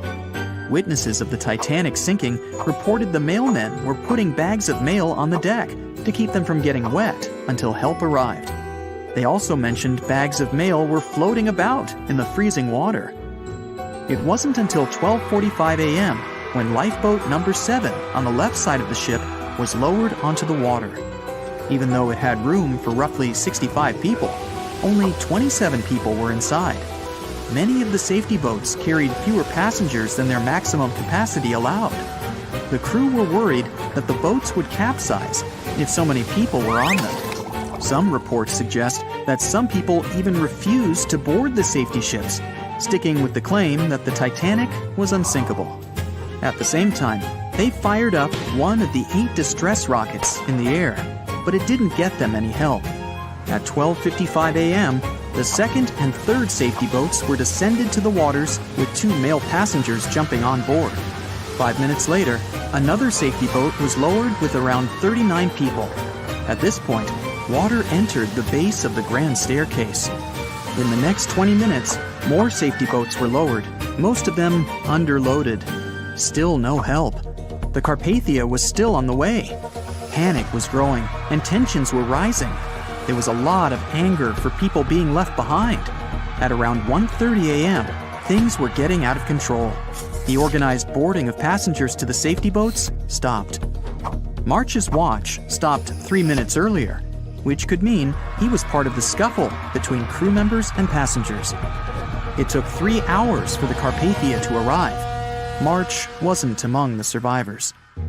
His watch proved to be one of the essential findings lost in the wreckage of the Titanic. It was eventually returned to March's 2 daughters, and now it's in one of the collections of the National Postal Museum. March was a man who did what he had to do in the worst circumstances. Time was a precious commodity for the people on board the ship, and this watch proved valuable to learn more about the tragic yet inspiring stories of the Titanic. On the night of April 14th to 15th, 1912, the most modern and unsinkable ship collided with an iceberg and sunk. And it was incredibly scary. Just imagine a huge cruise ship, several times the size of the Statue of Liberty, crashing into a massive chunk of ice and sinking. It's dark and cold. All you can hear is the rumbling and grinding of breaking metal and wood. All that surrounds you is the icy waters of the endless Atlantic Ocean. There's almost no connection with the outside world. There are no phones or internet. Nobody else on the whole planet knows that the ship is sinking. It's a real nightmare. But the most shocking thing is that the people who were on the Titanic that day didn't panic. They were calm, maybe a little worried, but there was no fear on their faces. To understand why they weren't afraid during one of the biggest disasters of the 20th century, you need to see what was going on through their eyes. So, you're a passenger on the infamous ocean liner. Your cabin is located on one of the top decks of the ship. You've just had a great time with your friends at dinner. Now musicians are playing a beautiful melody. Waiters are serving dessert. You go out onto the deck and enjoy the tranquility of the mighty ocean. At this moment, you feel an incredible sense of security and comfort. You're proud that you're one of the first people in the world to travel on the most high-tech ship on the planet. You go to bed in your cabin and wake up because a crew member gently knocks on your door and asks you to go to the deck. There's some kind of issue, but there's no reason to panic. No problem. You'll be happy to go out and take a look at the night sky. The moment when the ship collided with the iceberg felt like nothing more than a slight push, and some passengers didn't even hear it. They realized that something was wrong only when stewards knocked on their doors and asked them to go outside. You're on the deck. There are already a lot of people here. Everyone is more or less calm. Passengers are talking about what might have happened. Listening to the conversations around you, you figure out that the ship is supposedly sinking. The idea seems like nonsense to you, but even if it is true, all passengers will be evacuated in lifeboats anyway. At that time, people didn't know there were half as many rescue boats as needed. Passengers were sure that everyone would be saved. Evacuation begins. Women and children go first. No one panics or tries to get into a boat before it's their turn. All men behave gentlemanly and help crew members to evacuate women. One passenger wants to get into the boat with his wife, but it's not because he's afraid to stay on the Titanic. He's just worried. It seems to him that it's less safe in the boat than on the giant liner. He doesn't want to leave his wife alone, but the crew members explain the situation to him, and the man retreats without any resistance. They begin to launch flares into the air. No one pays any attention to this. Everyone thinks this is a standard procedure for a ship breakdown. If there had been many experienced travelers on board, they would have understood the flares were fired because the ship was in distress. Perhaps then, people would have started panicking, but most of the passengers simply didn't notice it. The boats are lowered one by one. People are watching the evacuation, patiently waiting for their turn. There's no pushing or crowding. Nobody is screaming. The actions of the crew help the passengers to remain calm. They deliberately downplay the severity of the situation to prevent panic. Someone says the boats are launched simply as a precaution. Also, the crew members claim that a rescue ship is heading for the Titanic and is just a few miles away. Some passengers say they see the lights of another ship. The people who are already sitting in the boats want to stay closer to the Titanic, since this way they'll feel safer. Many passengers simply don't want to believe that something serious is happening. Even when they're told the ship is sinking, they refuse to admit it. How is it possible that the unsinkable ship can sink? But this is how the human mind works. In extreme situations, it refuses to believe that something bad is going to happen now. You don't even want to think about it. One of the passengers says that it seems to her that the danger is exaggerated. She claims that all people will return to the Titanic at any moment. Some passengers are afraid, and still, they don't want to leave the ship. Warm cabins and the safest ship in the world are here. The alternative is the ice-cold ocean and small, unstable rescue boats. Someone refuses to leave the ship because they can't find their baggage. Some passengers carry all their belongings with them. They don't want to leave them on the sinking ship. There are many immigrants on board, and some of them don't even understand English. The crew members can't explain to them what's happening. These passengers misunderstand stewards' instructions during the evacuation. They can't figure out the inscriptions on the evacuation signs. Many passengers are sure there's been some kind of breakdown in the engine compartment. The problem will be solved soon, and the Titanic will continue its journey. People only start to realize the ship is going down when it begins tilting forward, and its rear part starts rising above the water. That's when those around you start panicking. Some jump into the water, others climb into the lifeboats without waiting in line. But in general, there's no chaos and hysteria. And this is despite the fact that there are about 1,500 people on the ship. Scientists claim that some of them never even left their cabins. Those people refused to leave their stuff behind and didn't believe that something serious had happened. During the evacuation, the orchestra is playing. This helps people to keep their cool. They hear music, and it seems to them that everything will be fine. The music keeps playing on the Titanic almost until the very end. At about 2:05 a.m., the crew lowers the last boat with passengers. 15 minutes later, the ship goes underwater. Even after the tragedy, the surviving passengers can't really understand what's happened to them. They remember boarding the boats and moving away from the huge vessel, and they won't forget seeing it go under the water. But even after a while, they still can't realize what a terrible catastrophe they've just experienced. Sometime later, people began to write books about those fateful events. They made documentaries and feature films. The news about the Titanic was in every newspaper. It spread all over the world. In any description of that day, the tragedy looks like a terrible disaster. But those who were there admit they didn't feel all-consuming dread. They just couldn't believe what was happening that day. The tragedy of the Titanic might seem more terrible for people who heard about it than for people who experienced it. Many people around the world refused to go on board large ocean liners after the catastrophe. They were afraid of what could happen to them. At the same time, a lot of passengers who survived on the Titanic continued to travel by other ships. There was a woman who survived 3 shipwrecks, including the Titanic, and she still continued traveling. And what if people tried to raise the Titanic from the sea floor? This happened many years after the shipwreck. Then, the $5 million operation failed. Nylon slings were attached to a large part of the sunken ship. The other ends of the slings were connected to diesel engines. For the entire operation, a mini-submarine was used. A piece of the Titanic, weighing 21 tons, was being pulled up when one of the slings tore. And then, one by one, the other cables began to snap too. The huge piece of the ship fell back to the seafloor. By that time, the participants of the rescue operation had run out of food supplies. And since the nearest shore was quite far away, they decided not to give it another try. April 14, 1912. A cold evening somewhere in the North Atlantic. On board the most modern and unsinkable ship, the Titanic, a dinner is held. 2 well-dressed men are sitting at one of the tables. One of them is a famous British journalist. He tells his interlocutor an interesting and at the same time terrible story. It all started about 1000 BCE in ancient Egypt. At that time, one woman was born in the city of Thebes. No one knew who she was or what she did, but she had a high social standing. Towards the end of her life, she was proclaimed a priestess in the College of Amen-Ra.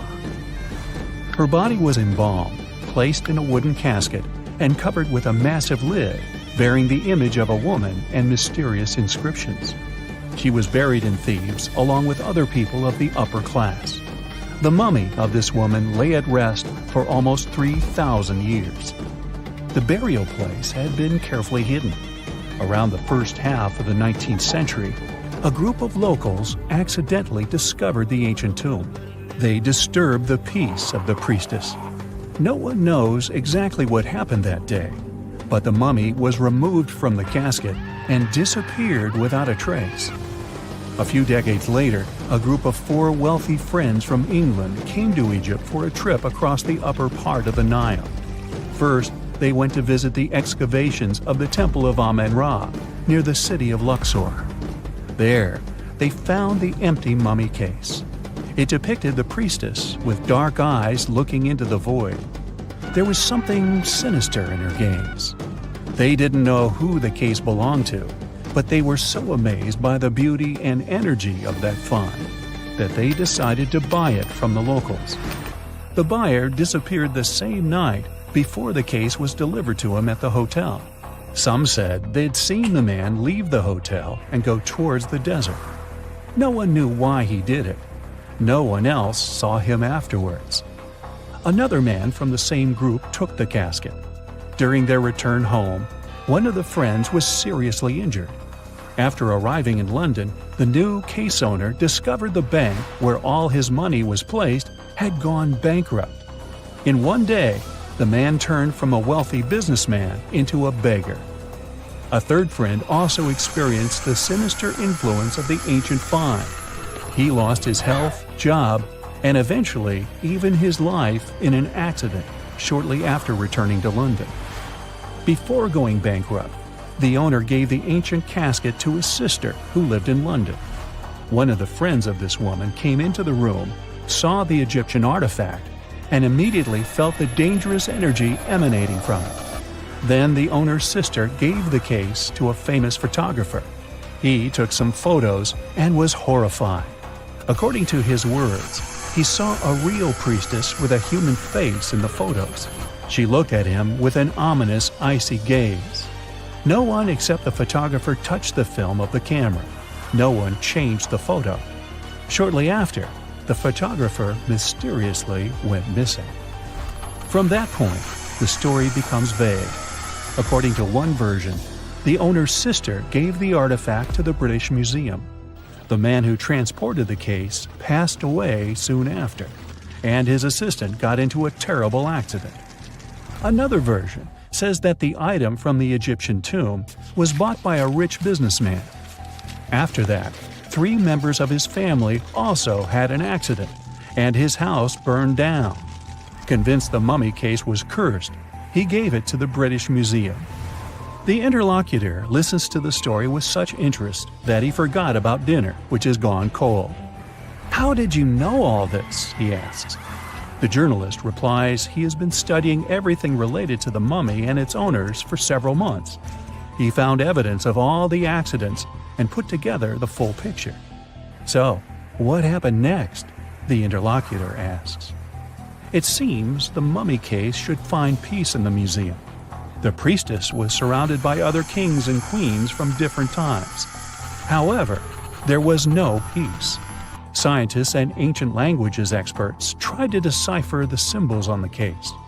They found out that most of the inscriptions meant curses and misfortunes addressed to those who'd dare to disturb the peace of the priestess. Every night, the guards and museum staff heard the knocking coming from the mummy case. The knocking was accompanied by crying and screaming. Also, someone scattered other exhibits all over the hall every night. Everyone soon came to believe that the priestess's spirit continued to use magic forces. Then, one private collector became interested in the case. He bought it from the museum, not for his collection, but to try to expel the spirit of the mummy from the artifact. It's not known in what ways he tried to do this, but he failed. Then, he managed to sell the mummy case to a rich American archaeologist. That guy decided to move the mummy to New York. And what? What happened next? The interlocutor asks with interest. "That's it. End of story," the journalist answers. "What do you mean? What happened to the mummy? Where is it now?" The journalist looks at the interlocutor with some excitement. "She's here. She's on the Titanic," he says. The interlocutor looks scared and confused, but the journalist confirms the sarcophagus is here. He doesn't doubt it because he saw it with his own eyes. After dinner, they go to their cabins. The journalist lies down but can't help thinking about the mummy. He tries to convince himself that everything he has found out about the priestess is a myth. There is no curse. The moment he finally falls asleep, he feels a slight push. A few minutes later, a crew member knocks on his cabin door. He informs that all passengers must go to the upper deck because something has happened to the ship.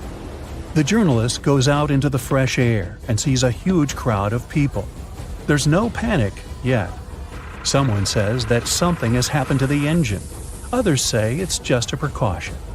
The journalist immediately understands everything. The ship is sinking. The priestess did it. In less than an hour, the Titanic completely went underwater. One legend says the priestess influenced the captain of the ship. The crew members didn't dare to put such a valuable cargo in the hold. Therefore, they placed the box with the artifact near the captain's bridge. On that fateful night, the captain decided to look at the casket with his own eyes. After that, his behavior became weird. They said the spirit clouded his mind. When the ship entered the territory filled with icebergs, he refused to slow down, despite the requests of the crew.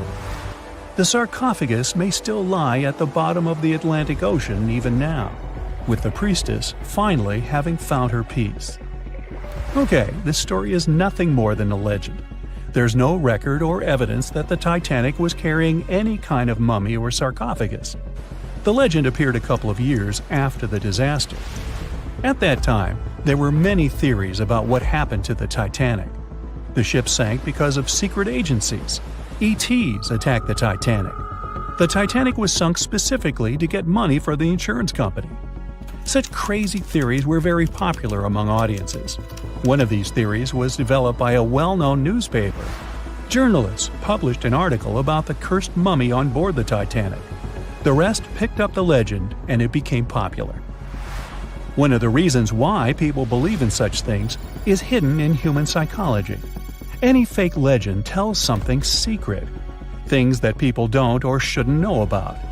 When a person reads this, they feel special because now they know a terrible secret. This sense of self-importance is the reason for the popularity of conspiracy theories. Well, it is also important to note that all these theories are really interesting. By the way, the mummy from this story actually exists, and it's in the British Museum. More precisely, there's only a wooden lid from the sarcophagus with the image of a woman. It's still unknown who it belonged to. The identity of the last owner is also unknown. It's only known the exhibit was transferred to the museum at the end of the 19th century. There, she was called the Unlucky Mummy. The museum staff reports that it doesn't bring any misfortunes. The screams and knocking from the lid are just a myth. You can come and see the exhibit yourself with your own eyes, if you dare, of course. The night was dark and scary. A few hundred people were sitting in lifeboats, not knowing what would happen next or what their lives would look like from that moment on. All they knew was the giant ship they had been sailing on just a couple of hours earlier disappeared in front of their eyes. They were alone, waiting for help. Is anyone even coming? They had no idea if the rest of the ships that were traveling relatively close to them had heard their call for help. There was nothing else to do but wait. The Titanic, an iceberg, and one night, April 14th, 1912. It's one of the most famous stories from modern history that everyone talks about, even now, more than 100 years later. The 16 lifeboats on board could only accommodate a little more than 50%, 1,178 people, of the total number of passengers that were on board. And many of them were still half empty. In one of them, there was a little 2-month-old girl, Milvina Dean, the youngest passenger on board the giant ship. Her parents had decided to leave England because they wanted to build a better life in the United States. Her father had some family in Kansas, and he hoped they could start their own business there.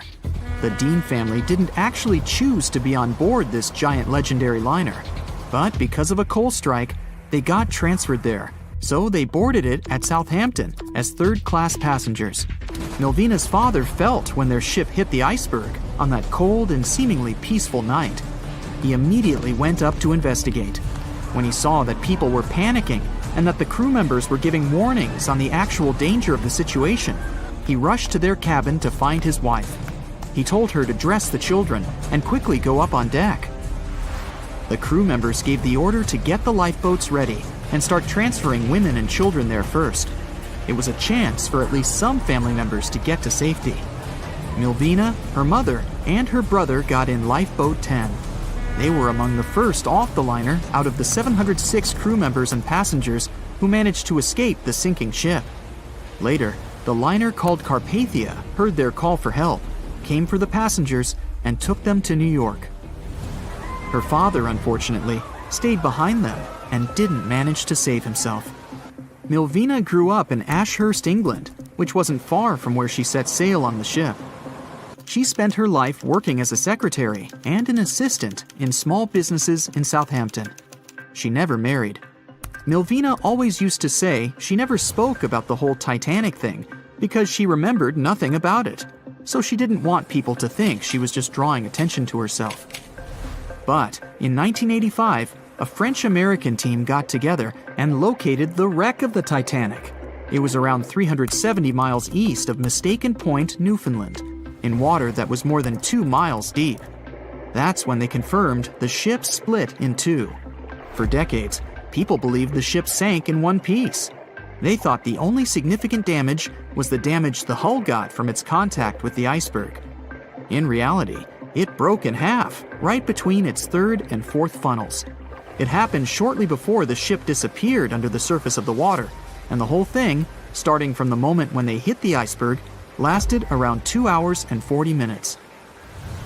People didn't pay that much attention to the Titanic until this team of researchers found the wreck. In the last year of her life, she sold some of her family's possessions at auction to pay for her stay in a nursing home. The items she sold also included a suitcase filled with clothes that her family got when they arrived in the US, and compensation letters her mom got from the Titanic Relief Fund. The compensation letters outlined the financial aid that certain passengers received who had survived the loss of their loved ones. She lived until the age of 97 when she caught pneumonia. She was the youngest of the 705 people that survived the whole event. The Titanic was the world's largest ship. Since it was so big, some thought the vessel should have had 4 exhaust stacks. But Thomas Andrews, the man who designed the ship, believed that only 3 were necessary. So, the Titanic basically had one purely decorative stack. 2,200 people were on board when the ship sank. There were 908 crew members, and the maximum number of passengers on board, which was 3,500. As you probably saw in the movie, there were different classes of passengers. The estimated overall wealth of those in first class was about $500 million, and researchers estimated $6 million worth of things went down to the ocean bottom, together with the ship. In first class, this liner was a place of luxury. It had 4 restaurants, 2 libraries, 2 barber shops, reading rooms, and a photographic darkroom on board. There was also a heated swimming pool, but only first-class passengers could use it, at a price of 1 shilling a time. The ship also had Turkish baths and electric baths, and passengers could use each for 4 shillings at a time. The cost to build this massive giant was $7.5 million, but that was back in 1912. Today, it would be about $200 million. First-class tickets cost $2,560 at the time, which is today's equivalent of $61,000. What would you get in these expensive cabins? A sitting room, 2 bedrooms, 2 wardrobe rooms, and a bathroom. Would you pay that much for those luxuries? Teams of researchers still haven't explored many areas on the Titanic. It's still very, very hard to access them with underwater vehicles. There was a lifeboat drill scheduled for the same day the Titanic sank, but it was called off for some reason. The crew had done just 1 lifeboat drill, and that was when the ship was still docked. But even if the crew members had been properly trained and each lifeboat had been filled, the capacity was still not enough to save each and every passenger. The Titanic was the biggest movable object in the world at that time. On May 31st, 1911, its immense hull made its way down the slipways and ended up in the River Lagan in Belfast. Over 100,000 people were there to see the launch, which took just a little more than a minute and went off without a hitch. The people who were in charge of the ship immediately towed the hull to a mammoth fitting-out dock. Thousands of workers spent most of the next year there working hard, building the decks and constructing all those luxury interiors that gave the Titanic its specific look. They were also installing the 29 giant boilers that would power the ship's 2 main steam engines. All that to get the title Unsinkable. The ship had more than just one fatal flaw. You may have heard of one of its design flaws. The airtight bulkheads weren't completely sealed on top. This allowed water to flow from one compartment to another, which eventually sank the liner. And Titanic had more flaws. High sulfur content, cold temperatures, and high speeds largely affected the steel of the vessel's hull and the iron of its rivets. The steel here shattered, while the rivets popped out relatively easily. This was the reason the Titanic sunk 24 times faster than we'd expect. There are many theories about what really led to the sinking of such a giant. And one says a full moon from a couple of months before could be one of the reasons. It may have created very strong tides that sent a flotilla of icebergs southward. This was right in time for the Titanic's maiden voyage. Research says an optical illusion prevented the ship from getting help. One famous British historian, Tim Moulton, thought the atmosphere on the night of the sinking created specific conditions that made it very hard for the crew members to spot icebergs. They partially caused something called superrefraction. The extraordinary bending of light causes miraging, and several ships in the area recorded it. Not only did this prevent the crew from seeing the troublesome iceberg in time, but it also stopped one of the ships that could have offered help from identifying the call for help and communicating with the Titanic crew. Also, some say the ship was traveling too fast. From the start, they blamed the skipper for sailing such a big liner at such a high speed, 22 knots, through the cold and unpredictable waters of the North Atlantic, which was full of hidden icebergs. On April 10, 1912, the RMS Titanic set sail from England. But this wasn't the launch of a regular ship.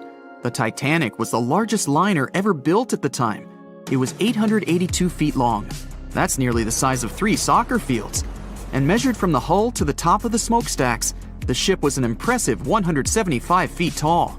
That's the size of a 17-story building. Deemed unsinkable, it took 3,000 workers almost 3 years to build. But a mere 4 days into its very first voyage, at 11:40 p.m., the ship collided with an iceberg and was lost beneath the waves of the Atlantic Ocean. It took the liner only 2 hours and 40 minutes to sink. And of more than 2,200 passengers and crew members on board, only 706 survived. The wreck would remain lost for another 73 years, hiding its many secrets within the frigid Atlantic waters. And if it wasn't for a man whose whole life had been devoted to exploring the sea, the giant ship might have remained lost for a lot longer. That man was Robert Ballard. As a child, Ballard was obsessed with the ocean. This fascination started when he was just 12 years old. That's when he watched a film adaptation of Jules Verne's science fiction novel, 20,000 Leagues Under the Sea. It had everything to spark a young person's imagination, from adventure and strange creatures to a powerful underwater vehicle called the Nautilus. It could travel anywhere in the world you wanted to go. From that moment, life on dry land was no longer in Ballard's future. When he was 23, he was assigned to the Deep Submergence Group. There, he helped develop techniques to search the ocean floor. His biggest accomplishment was the creation of Alvin. It was a small, easy-to-maneuver submarine that could carry 3 people. It also featured an external mechanical arm designed to gather underwater samples while the crew remained safe and dry inside. Alvin the submarine quickly proved useful for a variety of tasks. For example, once it was used to track down an aircraft that had crashed into the sea. But the vessel experienced a series of setbacks. In one case, it was attacked by a swordfish, which caused the submarine to resurface quickly. The swordfish, still stuck in the outer skin of the submarine, became that night's dinner. And in October 1968, the submarine was being lowered into the water when the cables holding it snapped, sending it careening into the ocean, along with 3 crew members on board. And because the small vessel was still open, it immediately filled with water and quickly began to sink. Luckily, The crew managed to escape, but Alvin was gone. Bad weather hampered multiple attempts to recover the vessel. It wasn't until the following year that it was finally returned to the surface. In time, Alvin would be improved. Its hull would be strengthened by titanium, giving it a higher depth rating, thus making it even better suited for ocean exploration. The specialized submarine would come in handy in many of Ballard's 100-plus expeditions. The man was one of the first to explore an underwater mountain chain called the Mid-Atlantic Ridge in the Atlantic Ocean. And when he found thermal vents in the Galapagos Rift in the late 70s, he also helped discover and document the process of chemosynthesis. That's a complicated chemical synthesis of food energy by bacteria. But his biggest discovery was still to come. Ballard claimed he'd never been a Titanic fanatic, but he eventually became obsessed with finding the ship after watching other explorers try and fail. As he said, Titanic was clearly the big Mount Everest at the time. Many others had tried, many that I thought would have succeeded, or should have succeeded but didn't. Ballard began thinking about finding the ship as early as 1973, and 4 years later, he actually made an attempt. He used the deep-sea salvage vessel Sea Probe, which was a drill ship equipped with cameras and sonar. But he was forced to give up when the drilling pipe broke. It just wasn't his time. In the early 80s, a Texas oil man named Jack Grimm tried to find the wreck on 3 different occasions. Once, Grimm was actually right over the Titanic, but his equipment failed to detect it. That's what we call extreme bad luck. Ballard was just biding his time. He needed a plan and some help. The first issue was getting down to the bottom of the Atlantic. The furthest down he had ever traveled before was 20,000 feet, and this trip took him 3 hours, and that didn't include the way back up.